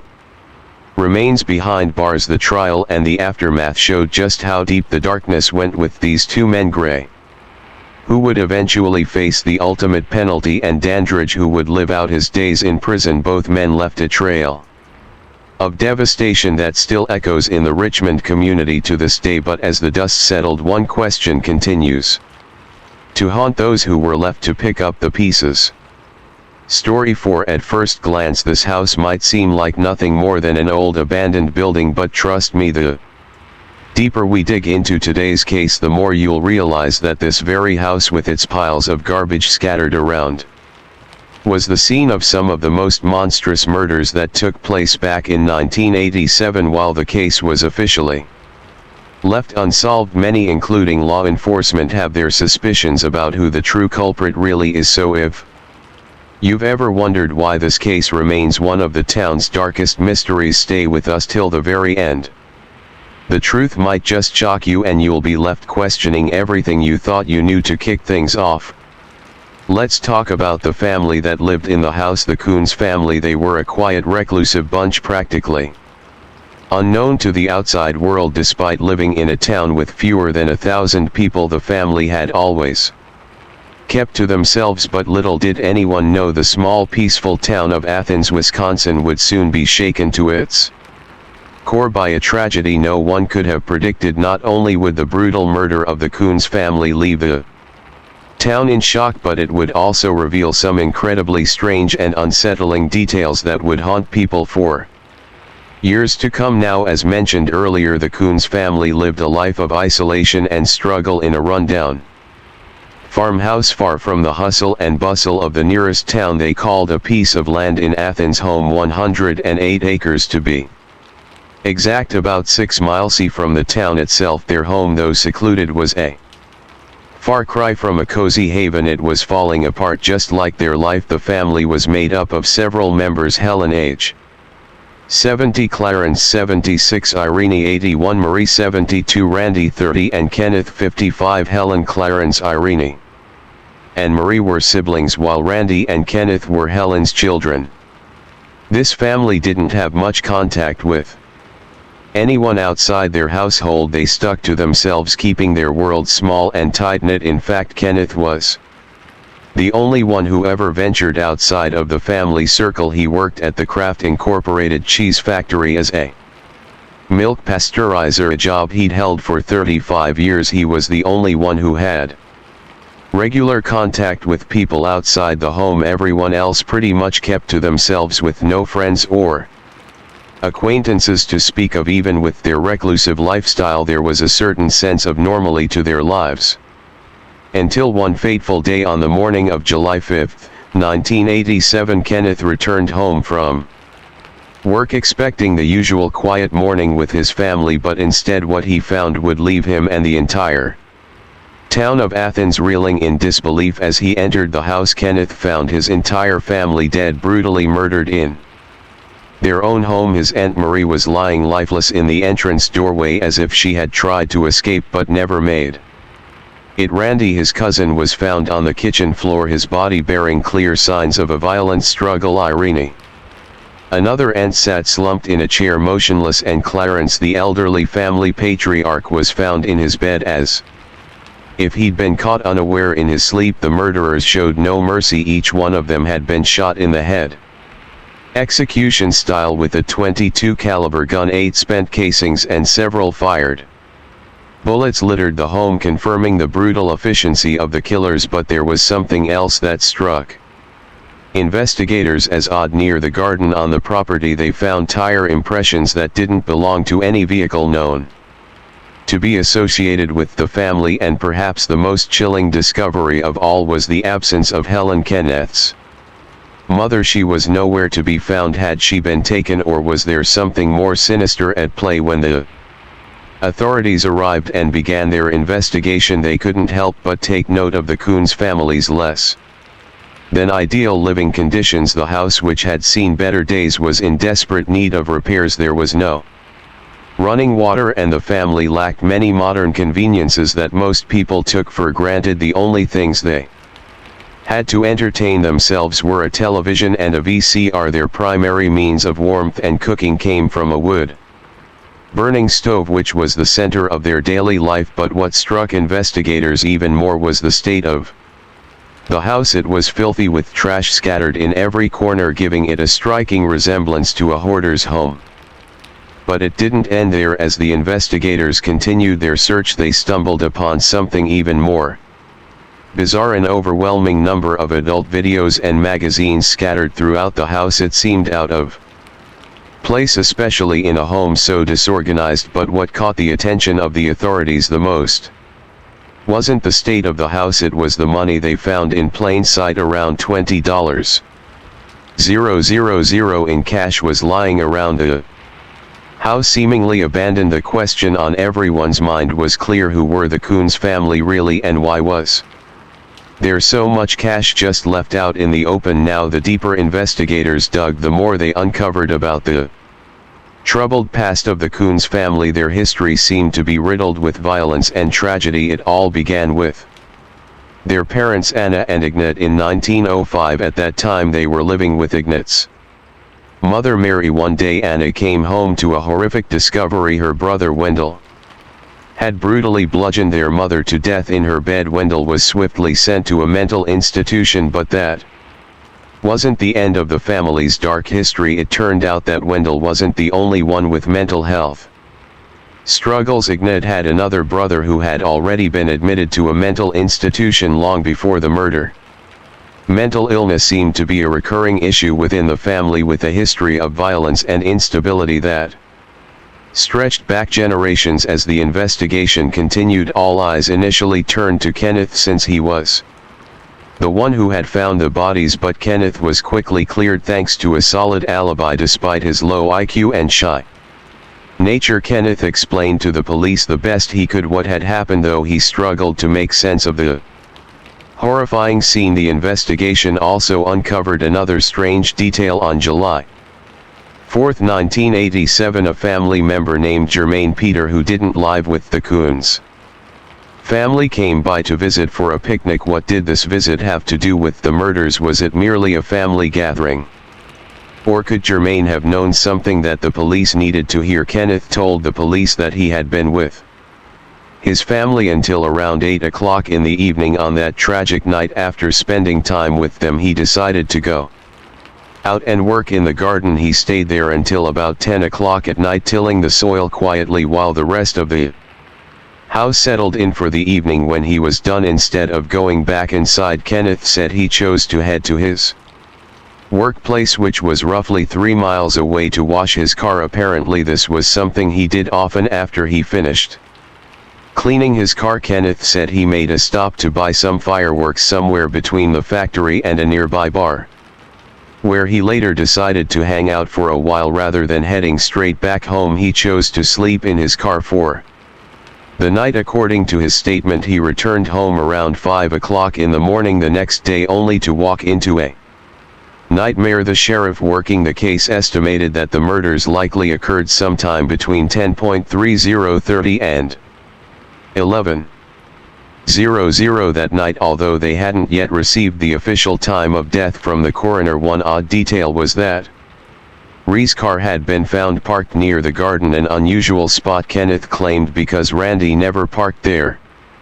Investigators also noted that the mysterious tire impressions found near the garden didn't match Kenneth's car at all, with hardly any evidence to go on and the house offering more confusion than clues. The police turned their focus to the most obvious mystery: Helen, the missing family member. At that point, no one was sure whether she had been kidnapped, escaped, or was somehow involved. Kenneth insisted that his mother would never leave on her own. She didn't like going to town by herself, and in fact it was always Randy who drove her. When she needed something, he'd wait in the car while she took care of whatever errands she had. Jermaine, Helen's sister, told authorities that Helen didn't behave any differently on the day of the picnic. She wasn't nervous, or acting suspicious. If Helen had been planning something, Germain believed she would have shown at least a hint of anxiety, but there was nothing. Still, the theory that Helen might have had something to do with the killing started to gain momentum, especially after a couple named Gail and David Weiler stepped forward with something strange to share. They owned Weiler's hardware store in town, and about 3 weeks before the murders, Helen had come in to order a toaster. While she was there, she also bought a box of .22 caliber bullets. According to Gail, Helen was usually a kind, soft-spoken woman, but on that particular day she was different. She seemed angry, even bitter. She started complaining about her family, saying all they did was sit around all day watching dirty movies together. Gail remembered how Helen clenched her teeth as she spoke, her tone filled with frustration. Helen claimed she was buying the bullets for Randy, supposedly to take care of some blackbirds that had been bothering them on the property. At the time, Gail didn't think much of it. Sure, the interaction was a little odd, but nothing that screamed danger, that is, until news of the gruesome murders spread. By that following Monday, Gail had contacted the police and told them everything. The police did eventually find a rifle in the house that matched the caliber of the bullets Helen had purchased, but oddly enough the barrel was filled with cobwebs, suggesting it hadn't been used in quite a long time. Even with so many unanswered questions and people unsure whether Helen had been a victim or the mastermind, the local community held on to hope. They came together to form search parties, created t-shirts and buttons with her name and face, and rallied behind the effort to find her. That hope, however, turned into heartbreak. 9 months after the murders, Helen's body was discovered about 19 miles from the family's home. Her remains were found in a frozen creek just like the others. She had been shot in the head. This discovery brought a flood of new questions that left investigators and the entire town grappling with a mystery even darker than before. And the biggest question was chilling: had Helen been held captive for months and then killed in retaliation, and if so, by who? Why? There had always been strange and disturbing rumors swirling around the Count family. People whispered that the family was not only unusually close but might have been involved in inappropriate and romantic relationships within their own bloodline. These rumors had followed the family like a shadow for decades, stretching back all the way to the year 1933, when a then 15-year-old Helen became pregnant with her first child, Kenneth. Helen had claimed at the time that she had been molested by a nearby farmer named Frank Gums. Frank was eventually convicted and sent to prison, but not everyone believed her. The whispers in town told a different story, one that pointed fingers not at an outsider but at Helen's own brother Clarence. The bond between Helen and Clarence was unusually strong, and many believed Clarence was actually Kenneth's biological father. That suspicion wasn't limited to town gossip either. Kenneth himself admitted he had been told more than once that Clarence was his real dad. The questions didn't end there. Kenneth said he also suspected Clarence might have been the father of Randy as well, since Ree's birth certificate had no father listed at all. But at the end of the day, Kenneth confessed he truly didn't know whether him or his brother, and that uncertainty only added more fuel to the already bizarre and disturbing theories. As if that weren't unsettling enough, it was also reported that Helen and Randy, her son, shared a bed together in the same room. Meanwhile, Clarence, Irene, and Marie were said to have slept in the living room. The idea that Helen slept so closely with her grown son while the rest of the family was separated raised even more eyebrows and made the whispers around town grow louder. Many people had long dismissed Helen's original claims of assault. Investigators wondered if her eventual murder might have been the result of years of scorn, isolation, and pent-up rage, maybe even a final punishment from someone who saw her as the cause of shame and scandal. But put yourself in the shoes of the investigators back then. If you were one of the cops working this bizarre and unsettling case, would you really believe that Helen, a woman with no criminal record and a tragic past, could have orchestrated the cold-blooded murder of her entire family? I genuinely Want to know what you think, but the theories didn't stop at the family's complicated dynamics. Another possible motive began to emerge, and that is drugs. At the time, the area had been struggling with a serious drug problem, and Randy soon came under suspicion. During later investigations, a witness actually came forward and admitted they had purchased drugs from Randy. That revelation opened the door to another terrifying possibility, that the entire massacre might have been the result of a drug deal gone wrong. Ree's body did show signs of physical assault, hinting that whatever happened to him might have involved a struggle. Despite the Coons family's reclusive lifestyle, police did manage to identify someone outside the family who had interacted with them in the past. A 21-year-old farmer named Chris Jacobs. His only known connection to the Coons family was that he had bought a car from them. Still, Jacobs had a reputation around town for being a troublemaker and a thief. Since the surviving family members had been ruled out as suspects, and Jacobs was one of the very few people to have any contact with them, the police began to zero in on him. Even though the only physical evidence tying Chris to the scene was a tire track that happened to match his car, investigators still pushed forward. There was no solid forensic proof, no fingerprints, no DNA, no witnesses placing him at the scene during the time of the murders.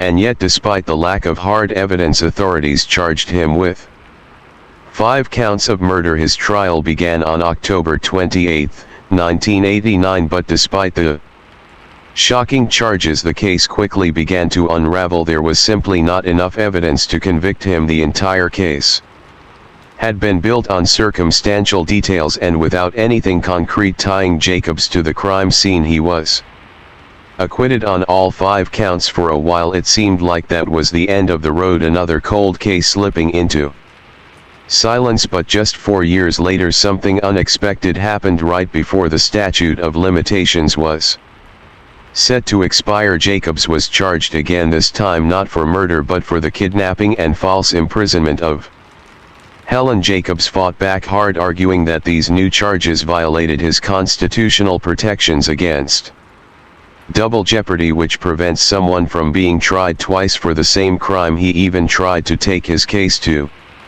the Supreme Court, but they refused to hear it. His second trial began on June 8, 1998, and lasted for 10 weeks.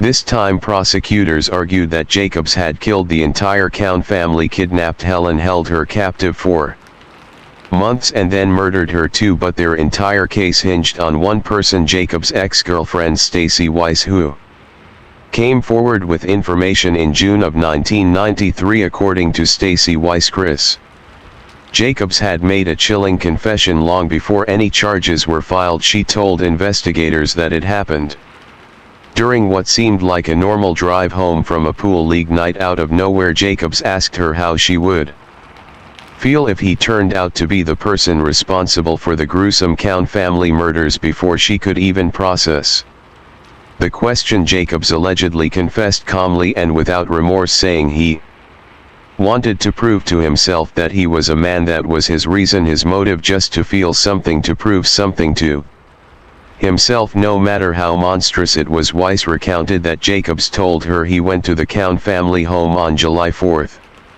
When Randy opened the door and let him in, an argument broke out between them. It's unclear what sparked it, but it escalated to the point where Jacobs pulled out a gun and shot Randy. Then, according to Weiss, he decided to eliminate anyone who could tie him to the crime, ending the lives of everyone else in the house but Helen, for reasons he never fully explained, wasn't killed on the spot. Instead, he tied her up and drove her to a swamp where he ultimately disposed of her. The details were horrific, but they were oddly specific, especially for someone trying to lie. Even more alarming was Weiss's claim that Jacobs had also told this same story to the district attorney. Allegedly, the DA wrote down Jacobs' confession, had him sign it, and sealed it in an envelope. Whether that envelope still exists or ever did is another mystery in this already twisted tale. Naturally, the defense tore into Weiss's credibility. They painted her as someone with a personal agenda, pointing out her own criminal past including outstanding robbery charges in another state. They argued that she only came forward to cut herself a better deal, and to be fair, she did receive a plea deal in exchange for her testimony, but the prosecution maintained that regardless of her past, her account matched key pieces of evidence and filled in gaps investigators hadn't been able to close for years when her story was combined with the already existing circumstantial evidence. It was enough for a jury to convict. After just 4 hours of deliberation, Chris Jacobs was found guilty not of murder but of the kidnapping and false imprisonment of Helen Count. It might not have been the original 5 murder charges he once faced, but it was still a significant win for the prosecution. Jacobs was sentenced to 31 years in prison with a mandatory release date set for February 8, 2020. He was also ordered to serve extended supervision until 2029. However, when the time came for his release, Jacobs refused to cooperate with the terms of his parole. He wouldn't sign any paperwork or report to a parole officer. Why? Because according to him, doing so would be the same as admitting guilt, and he wasn't about to confess to something he claimed he didn't do. As a result, Jacobs chose to remain behind bars, serving out the remainder of his sentence. He continues to maintain his innocence to this day.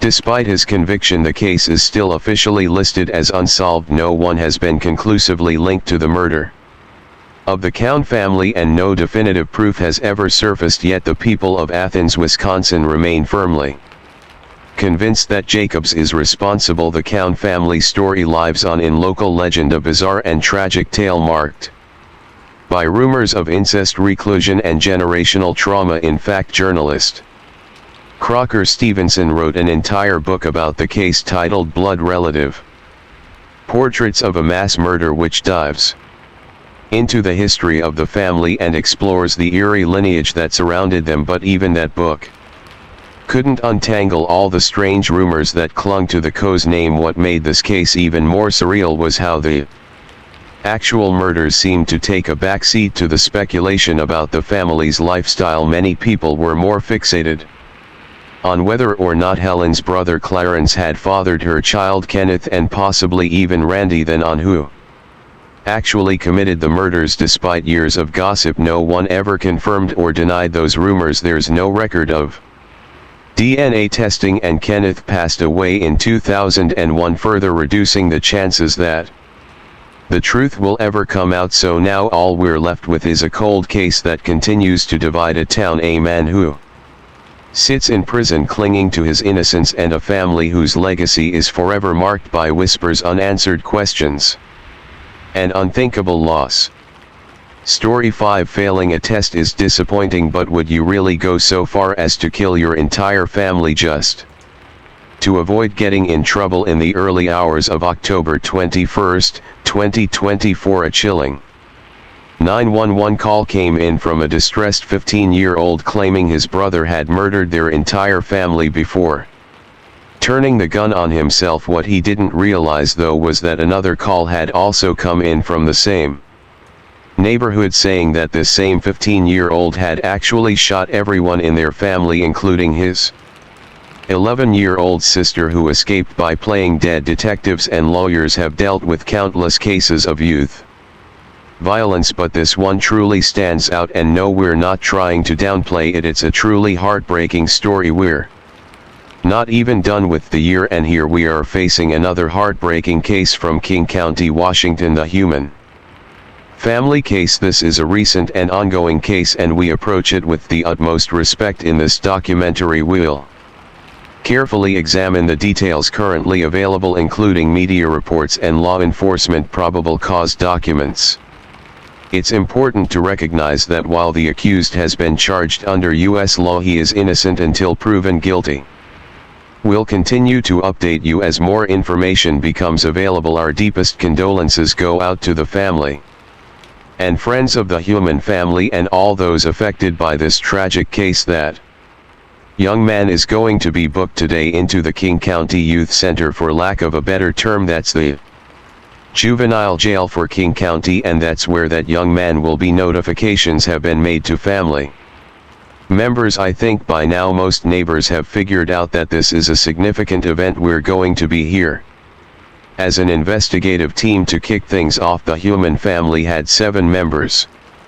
Creating a lively and bustling household, they look just like any other normal family happily living in their charming home in the beautiful Lake Alice neighborhood. Now Lake Alice is a neighborhood located in Snoqualmie, Washington, near the city of Fall City. It's a suburban area known for its stunning scenery and easy access to outdoor activities, and when it comes to wealth, Lake Alice is definitely on the upscale side. It's a place where you'll find luxury cars parked in driveways, beautifully maintained homes, and private prep schools around the corner. You can easily see that the humans were doing pretty well financially, which gave them the freedom to enjoy life to the fullest.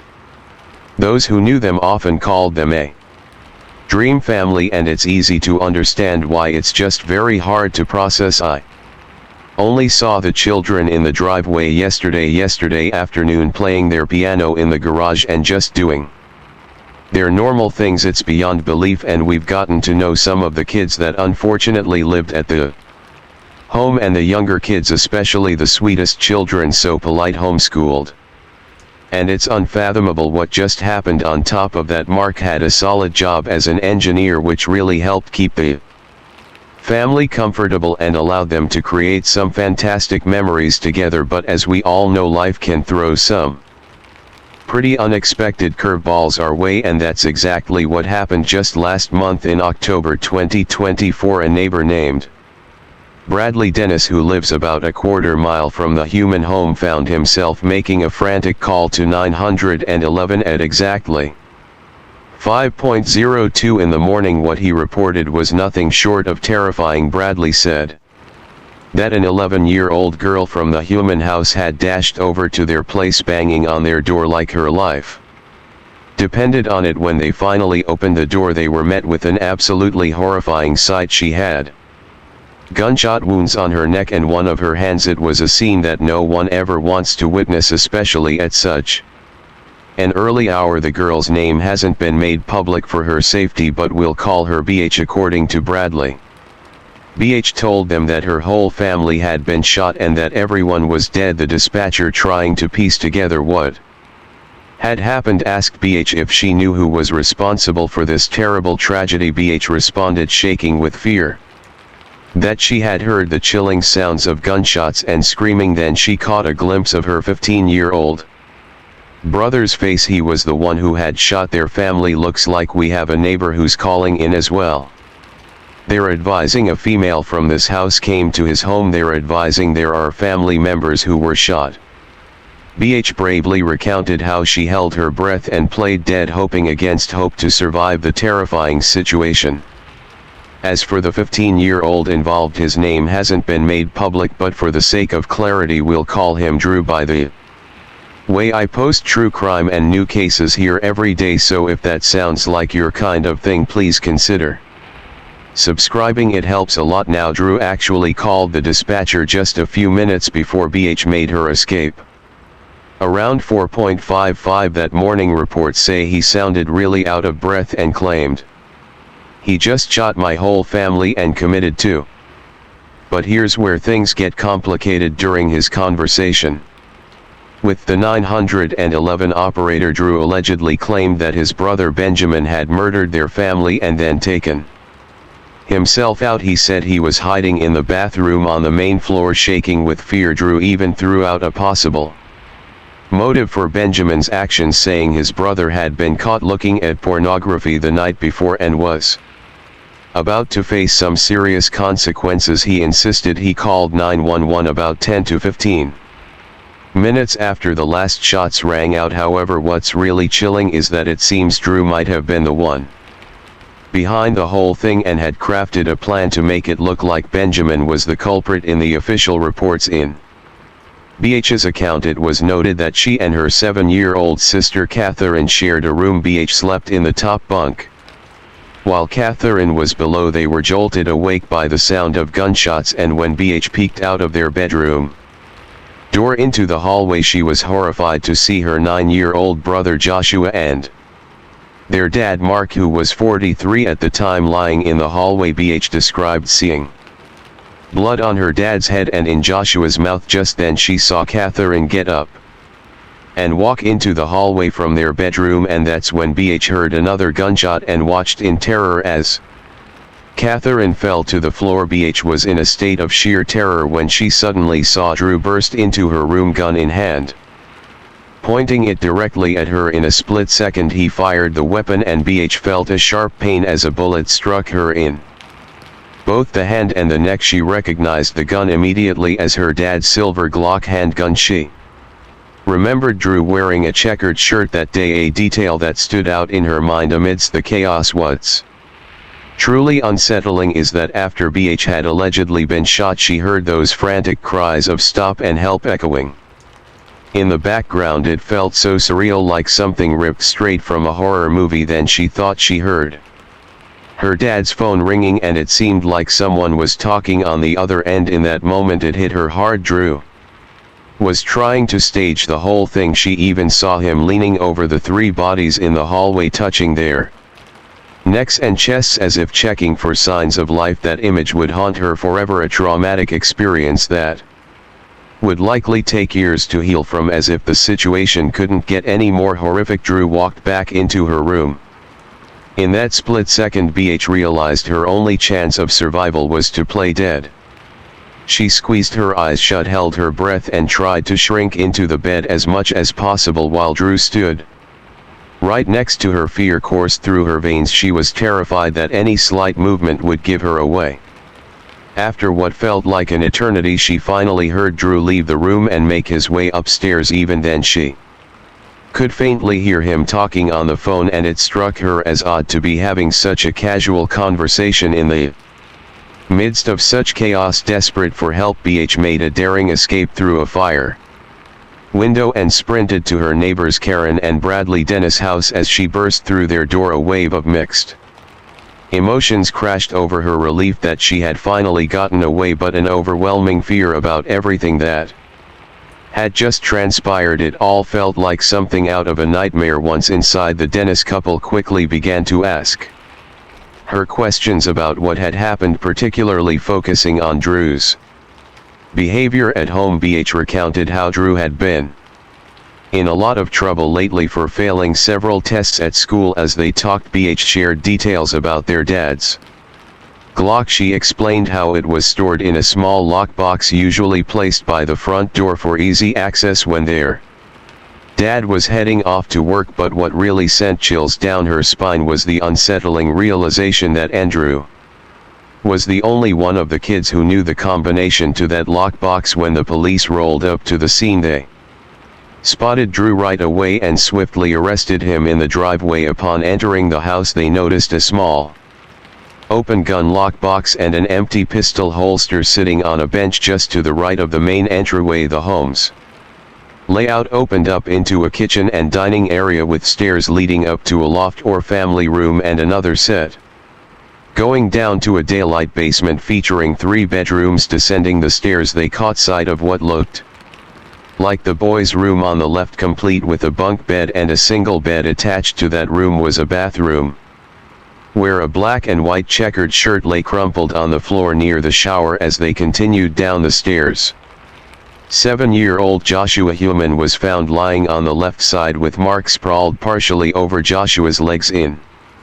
the right corner of the hallway, 7-year-old Catherine was slumped over, and all 3 were surrounded by a shocking amount of blood. To the right at the bottom of the stairs was the girls' room, also featuring a bunk bed. From this angle, blood could be seen smeared across the blanket and pillow of the top bunk at the far end of the hallway.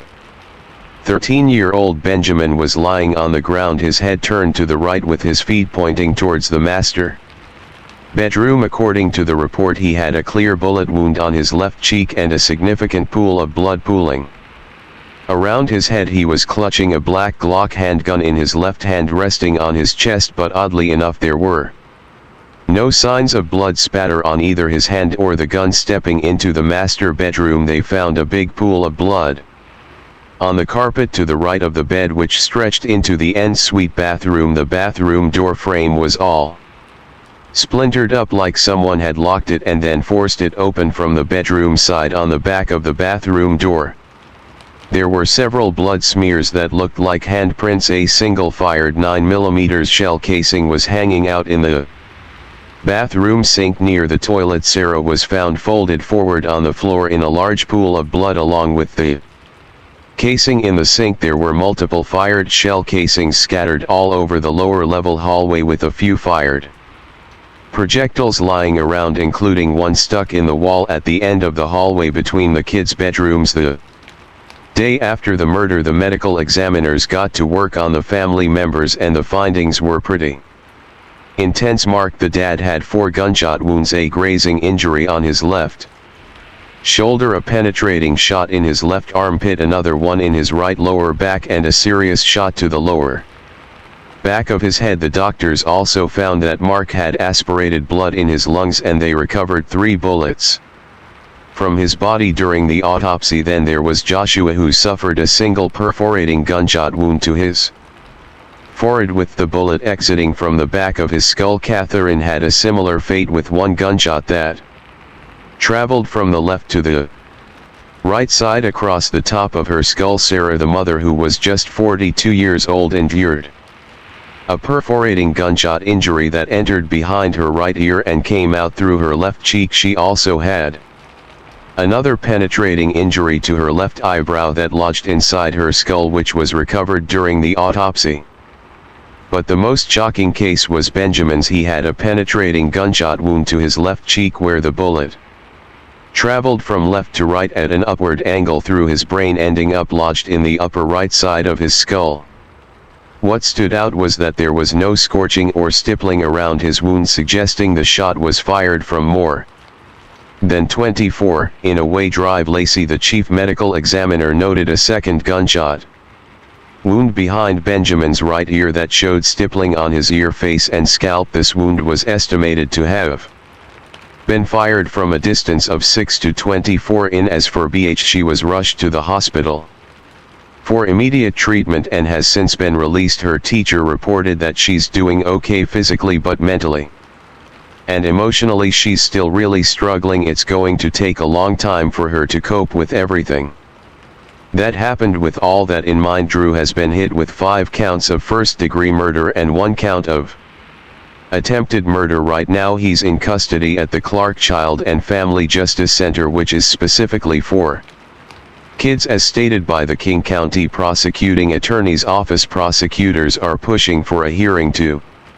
decide whether Drew will be tried as an adult. If he gets tried as an adult, he could be looking at a hefty sentence of 25 years to life, but if the case stays in juvenile court, the most he could face is being locked up until he turns 25, with no additional penalties after that. His defense attorney painted a picture of Drew as a 15-year-old boy who enjoys mountain biking and fishing and has no criminal history. They emphasized that he's just a kid trying to make sense of everything around him. He engages in pro-social activities. He's been a positive contributor to his community.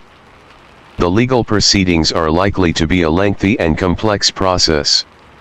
Story 6. They say the devil doesn't make you do it, he just points out how easy it is to step over the edge, and that's exactly what happened in the early hours of August 15, 1967.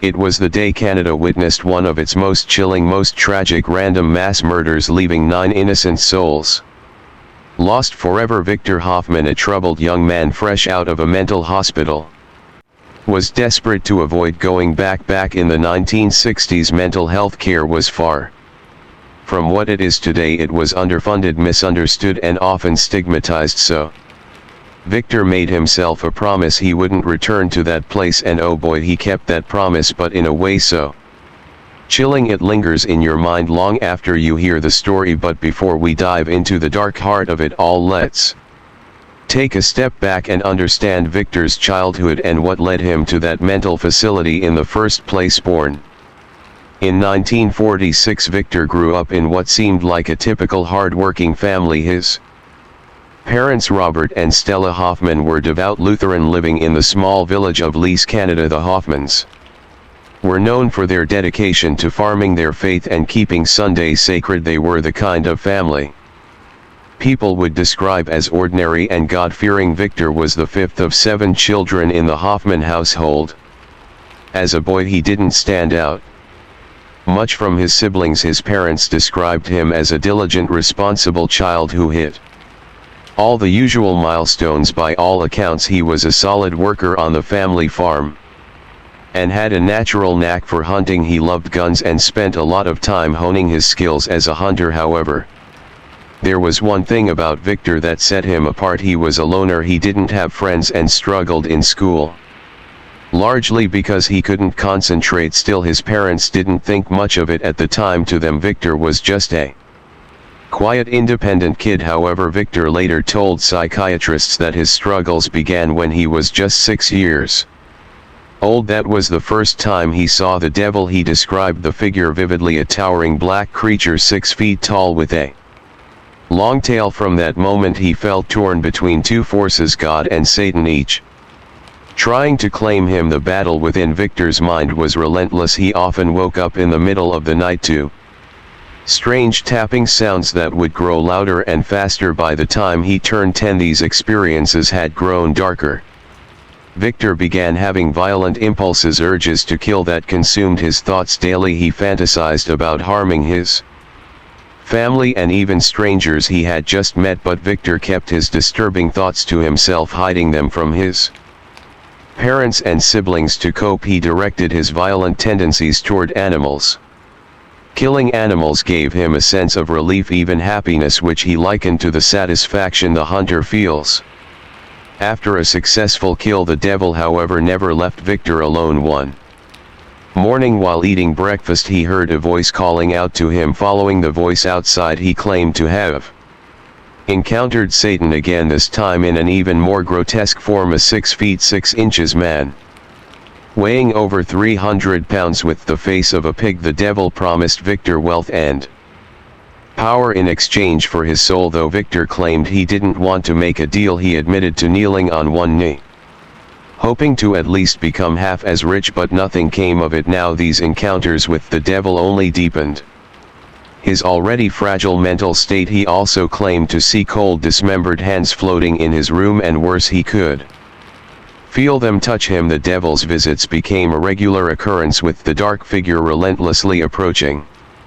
Victor, asking for his soul. But no matter how many times the devil came, Victor refused to give in. Not long after these visits started, Victor allegedly began seeing angels. Unlike the devil, these angels appeared less frequently. According to Victor, they looked like human women dressed elegantly, and their main goal was to guide him away from the devil's grasp. Victor believed they were messengers of God sent to protect him and keep him on the right path. One day, Victor claimed he received a divine message. The angels and God themselves had tasked him with an extraordinary mission. If he could capture and destroy the devil, they promised to take him to heaven. This message consumed Victor. It gave him a sense of purpose, though it only made his behavior more erratic. Determined to fulfill this divine task, Victor tried everything he could think of to trap the devil. He started with nets, but those plans didn't work. Frustrated, he came up with a new plan. He'd shoot the devil down on May 27, 1966. Victor's mother, Stella, found him outside in their backyard firing his rifle into the sky. By the time she got there, he had already fired 3 rounds.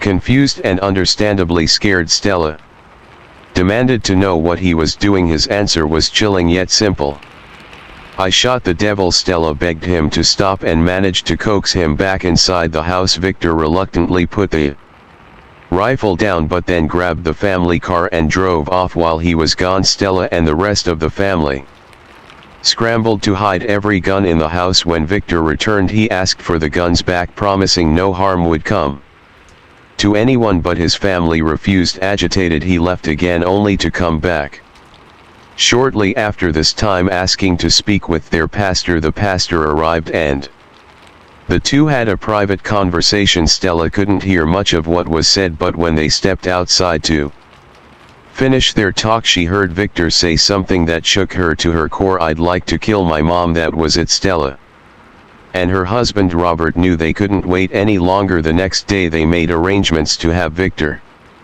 admitted to Saskatchewan Hospital. By the way, I post true crime and new cases here every week, so if that sounds like your kind of thing, please consider subscribing. It helps a lot. Back in 1967, Saskatchewan Hospital was a big mental health facility located in North Battleford, Saskatchewan, Canada. At that time, mental health care wasn't as advanced as it is now. Hospitals like Saskatchewan were more like institutions, where patients were often locked away and given basic care. The focus wasn't really on helping people get better or recover. Patients were more or less kept in check. Treatments were mainly about managing symptoms with medication, and there wasn't much emphasis on understanding or treating the root causes of their conditions. Now, when Victor underwent his initial psychiatric evaluation, the attending doctor officially diagnosed him with schizophrenia. The severity of his condition left no room for debate. Victor needed to be hospitalized. Surprisingly,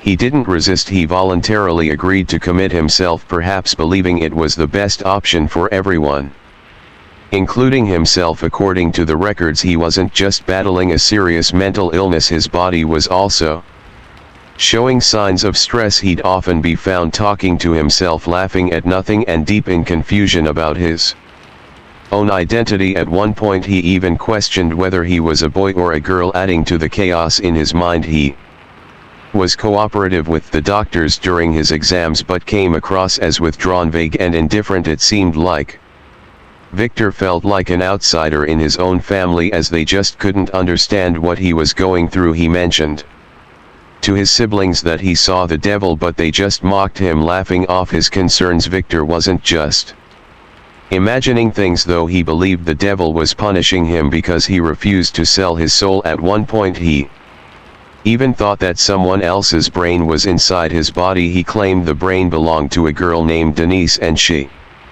wanted to take full control of him. His doctors explained all of this as mere illusions, but Victor was convinced otherwise. He felt like he had touched both the devil and angels, so he wasn't ready to let go of his beliefs. But as time went on, Victor realized that if he kept insisting that he was seeing the devil, he'd never get out of the hospital.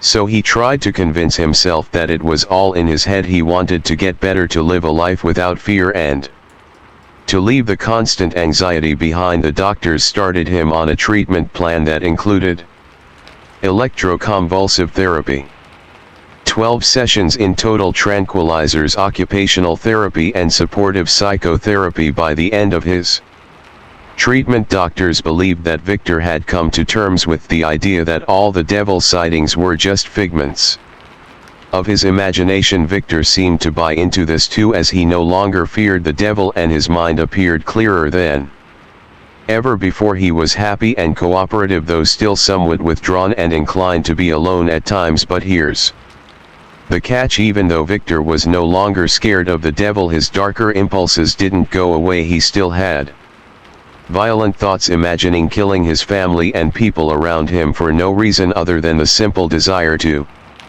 do so. He openly shared these impulses with his doctors, and they were aware of them. Despite this, they were optimistic about his recovery. They told his father that he would be fine in a year or two with some more therapy. So despite knowing about Victor's dangerous impulses, the doctors discharged him from the hospital on July 26, 1967. They sent him back home to his father along with a prescription for tranquilizers, hoping that this would keep him calm and prevent any further dangerous behavior. But life at home didn't exactly go as planned. Victor had a tough time adjusting back to life on the farm. He was surrounded by the familiar sights and sounds of home, but something felt wrong. His mind was still clouded, and he couldn't shake the feeling that the world wasn't the same as it had been before his hospitalization. The medication prescribed to him didn't help much either. In fact, it made things worse. The tranquilizers made him feel incredibly sleepy, which interfered with his work on the farm. On top of that, his back hurt constantly, adding to his growing frustration. By August 8, Victor had Enough of the medication, he complained that the tranquilizers made him feel weak and useless, and he desperately wanted to get back to his normal routine. He needed to feel strong again, especially to be able to help on the farm, so he made a choice. He stopped taking the pills. At first he didn't notice any drastic changes, but a few days later something shifted within him. On August 11th, Victor woke up with an unsettling feeling. It wasn't like the usual emotions he felt on a bad day. This was different. He had a strong sense that something was about to happen, but he couldn't explain why. All he knew was that he felt like he would either end up back in the hospital or in jail. Victor's biggest fear was going back to the hospital. The idea of being locked away again terrified him, and he said he'd rather die than face that fate. In his mind, he had been suffering for so long, and the hospital was just a place where people didn't understand him. He believed that the worst part wasn't the treatments or the isolation, it was being trapped in a place where no one could see what was really going on inside his mind. Victor had always felt different, and he began to believe that he had a special ability. He called it visions. These weren't just regular dreams or daydreams, though. According to Victor, these visions were a way of seeing the future. He believed that these premonitions had been happening for as long as he could remember, and they would come to him every day, and with each vision there was always the same unsettling feeling. After seeing the future, he would imagine killing someone. It was as if this act would somehow prove to the devil that he was finally on his side, that he wasn't afraid to do whatever it took. On August 14th, Victor's day started off pretty normally. He spent the day working on the tractor, trying to keep himself busy and occupied, but by 9:30 p.m. he was exhausted. He fell asleep on the sofa, but around 11:30 p.m. his parents woke him up and asked him to go to his bedroom. He went back to sleep, but woke up again around 3 a.m. unable to rest any longer. It was then that he decided to go to the garage and try to distract himself with some work, but after working for a while he still couldn't shake the feeling of restlessness, so he began pacing back and forth in the garage, letting his mind wander. That's when something strange happened. As Victor stood by the garage door, he suddenly felt a strange sensation in the side of his head. It wasn't painful, more like a sudden rush of pleasure. He described it as if his body had been sliced in half and something had left him. It wasn't a feeling of pain, but more like release. It was as if all the tension and fear he had been holding on to suddenly vanished. But in its place, the urge to kill grew even stronger. The feeling surged through him, taking over his mind. With this new, overwhelming urge to kill, Victor decided he needed to do something about it. He grabbed his .22 Browning pump-action repeater rifle and loaded it up. He wasn't thinking clearly, but all he knew was that he needed to act. His plan was simple. He would drive around for about an hour, look for small rodents to hunt, and then head back home to finish his chores. He was looking for squirrels, particularly those living in the spruce trees around his farm, but as he drove for what felt like an eternity, he found no squirrels, no small animals at all. Victor could have taken that as a sign to turn around, but something inside him kept him going. The thought of killing wouldn't leave him. He couldn't ignore the pull to find something, someone to take his frustration out on. He kept driving, passing house after house. It wasn't until around 6:00 a.m. when the sky was starting to brighten that he came across a simple farmhouse. It didn't look any different from the dozens of other houses he had passed along the way, but for some reason the feeling inside him became stronger. It was as if this place was calling to him. Unfortunately, the farmhouse where Victor ended up was home to the Peterson family, who lived in Shell Lake, about 40 miles away from Victor's place in Lek. Unlike Victor's troubled life, the Peterson household was filled with joy and laughter. They were a big, close-knit family with 10 members in total. At the heart of the family was James Peterson, a hard-working, humble man who was all about community. After serving in World War II, James bought 328 acres of land and became a mixed grain and cattle farmer, but life wasn't easy, and when his father retired, James took on an additional 72 acres, making his Workload even heavier back then in Canada. It wasn't uncommon for families to be large, and the Petersons were no different. They had 9 kids, ranging from the oldest Kathy, who was 19, down to the youngest Larry, who was just 1. The rest of the children were Jean 17, Mary 13, Dorothy 11, Pearl 9, Phyllis 4, William 5, and Colin 2. The Peterson kids were known as well-behaved, polite, and liked by everyone around them. The whole family had a reputation for being good, respectable folks. They were an ordinary church-going family, and honestly no one had anything bad to say about them. Kathy was the only one who wasn't living at home at the time. She had recently gotten married and moved to British Columbia with her husband. The rest of the Petersons lived together in a modest, cozy farmhouse with just 4 rooms. Out of those, only 2 were used as bedrooms. The kids all slept together in one room except for the 1-year-old baby, who shared a bed with James and Evelyn. It was crowded, but they made it work. They weren't rich by any means, but the Petersons never complained. They cherished what they had, especially their family. James and Evelyn were totally focused on their kids and built a home around them. They loved their children above all else and wanted the best for them. Their oldest daughter Jean was an up-and-coming athlete, and her parents were determined to support her talent, so to help pay for a track camp she wanted to attend in Dundon, James decided to call up his neighbor Will Drew Lang. He needed help hauling 50 bushels of hay to the grain elevator to sell the next morning on August 15, 1967. The very same day that Victor at that moment was feeling the uncontrollable urge to kill. According to interviews from his trial, the voices in Victor's head were loud and clear, telling him, "This is it, this is where you have to go and do it." Now, to his surprise, he allegedly recognized the kitchen despite never having been there before or even knowing the Petersons. It felt so familiar, like he'd seen it in a dream before. Not long after entering, he was confronted by James Peterson, who, not knowing who Victor was or why he was there, lunged toward him trying to protect his family. James fought back, but Victor was too fast. He shot James 7 times as he tried to shield his loved ones. Afterward, Victor went back outside to reload his gun and gather his thoughts, but as he stood there, he saw Evelyn, James' wife, climbing out of a window with their youngest son Larry in her arms. Without hesitation, he shot Evelyn and left her where she fell motionless. Victor didn't stop there. He went back inside the house where the Peterson children were still asleep in their beds. One by one, he shot and killed 6 of them: Jean, Mary, Dorothy, Pearl, William, and Colin, at close range while they lay defenseless. The children had no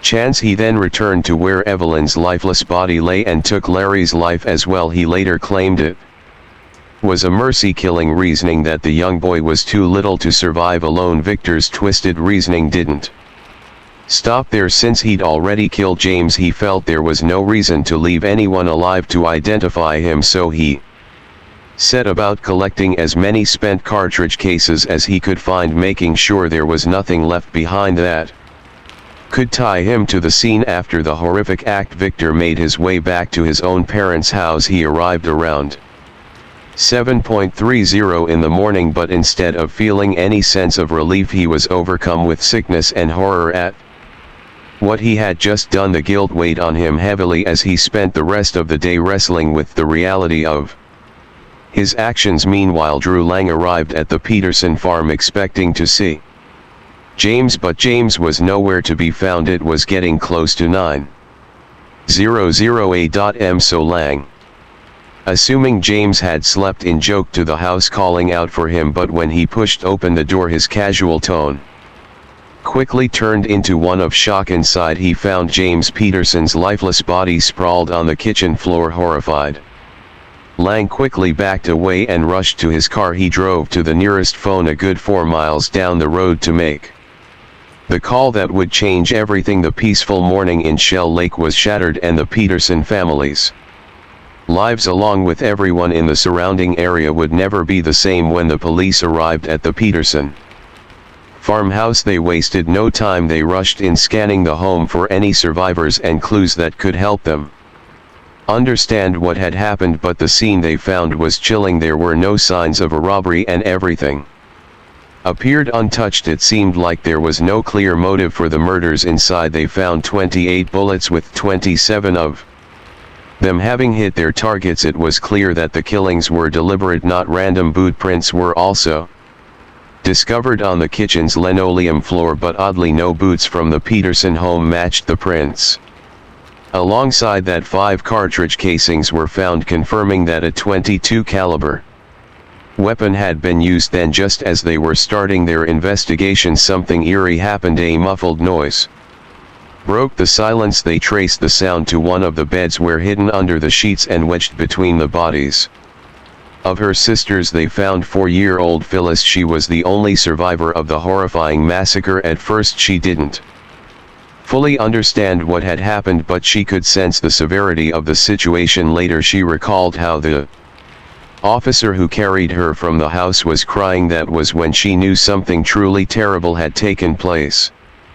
Phyllis's survival was a miracle, and her story would haunt everyone who heard it. The massacre of the Peterson family became one of the most gruesome crime scenes many officers had ever witnessed. Phyllis was taken to her uncle's house nearby, while Kathy, her older sister, was notified of the tragedy. Devastated, Kathy moved back to Shell Lake to care for her surviving sister. As the police investigated, they combed through the tall grass and fields surrounding the farm, hoping to find something, anything that might give them a lead. Roadblocks were set up, and the search for the killer expanded across the area, growing larger with each passing day. They spent days searching with dogs and a search party of 250 people scouring the land.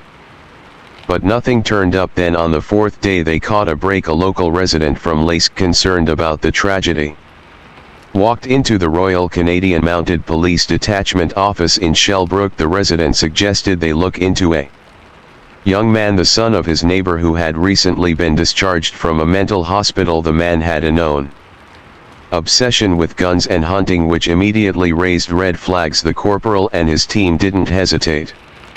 They quickly got in their cars and drove down the narrow, winding highways toward Lask, their destination, the farm owned by the Hoffman family. They had a hunch this might be the lead they were desperately looking for. They started by questioning Victor's parents, focusing specifically on any firearms, boots, and of course their son. As the investigation went on, things started to add up. A rifle was found on the Hoffman's property, and although it wasn't the exact model they originally expected, it was still significant. The police had it sent for ballistics testing to see if it matched the bullets from the Peterson home. During the search, the detectives also spotted a pair of rubber boots. These boots were sent for comparison too, and when the results came back, it was clear both the rifle and the boots matched evidence found at the Peterson house. It wasn't long before they had enough evidence to make an arrest. Victor Hoffman was charged with the brutal murders of 9 members of the Peterson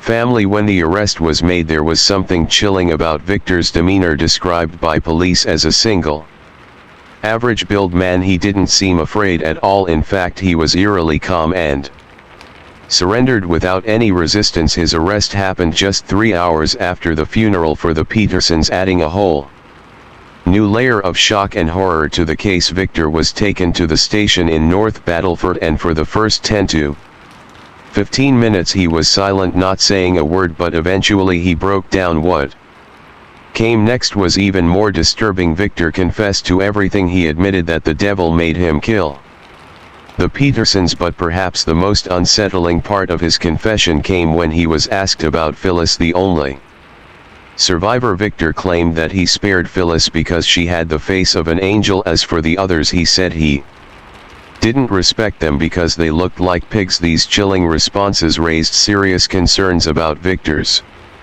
mental state, so instead of being sent to a regular prison, he was taken to a nearby mental hospital for further evaluation. Their doctors diagnosed him once again with paranoid schizophrenia, a condition that had clearly gone untreated. Despite this, the court found that he was still fit to stand trial.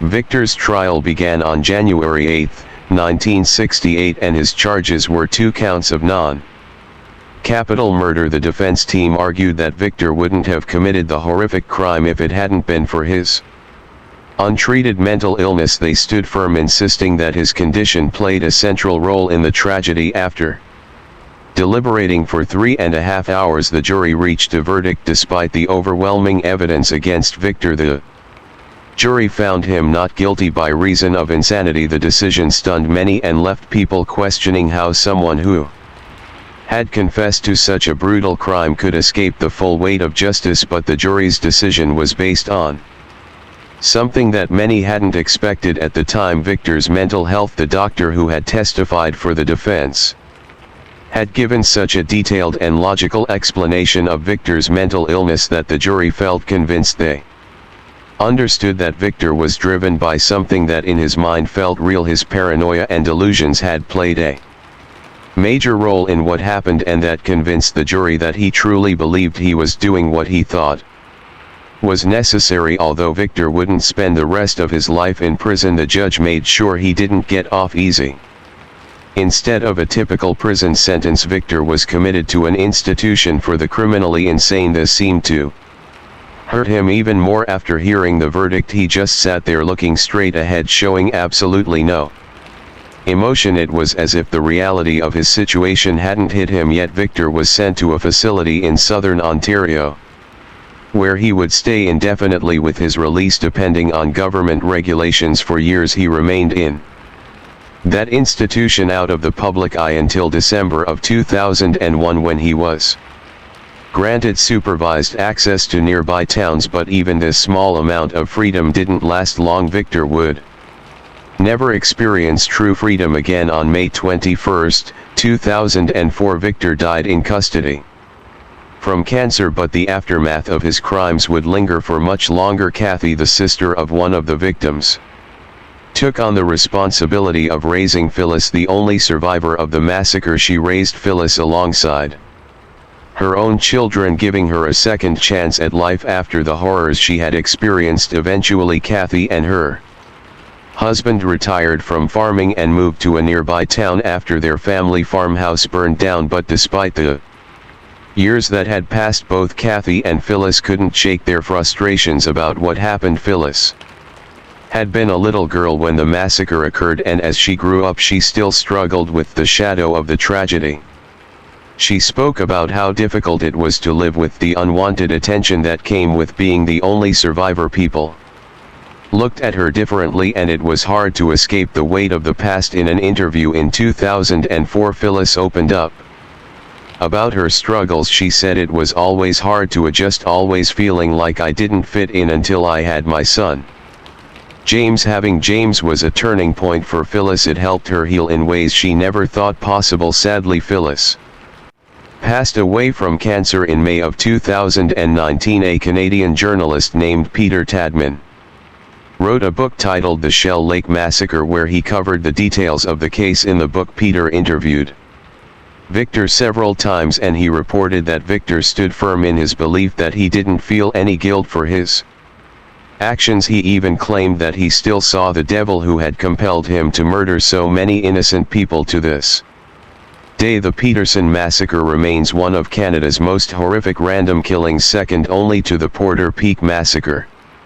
in 2020, where 22 innocent lives were taken. While the insanity ruling in Victor's case is something we can't ignore, it's definitely a tough one to digest. Just because someone is deemed insane doesn't mean their actions can be justified. No innocent life should ever be lost, no matter the circumstances. But let's be real, none of this would have happened if Victor hadn't been released from the mental hospital in the first place.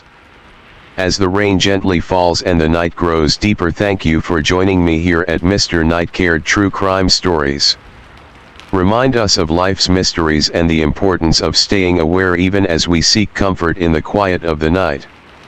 Let the rain carry you to a peaceful sleep, and until we meet again, stay safe, stay curious, and let the night watch over you.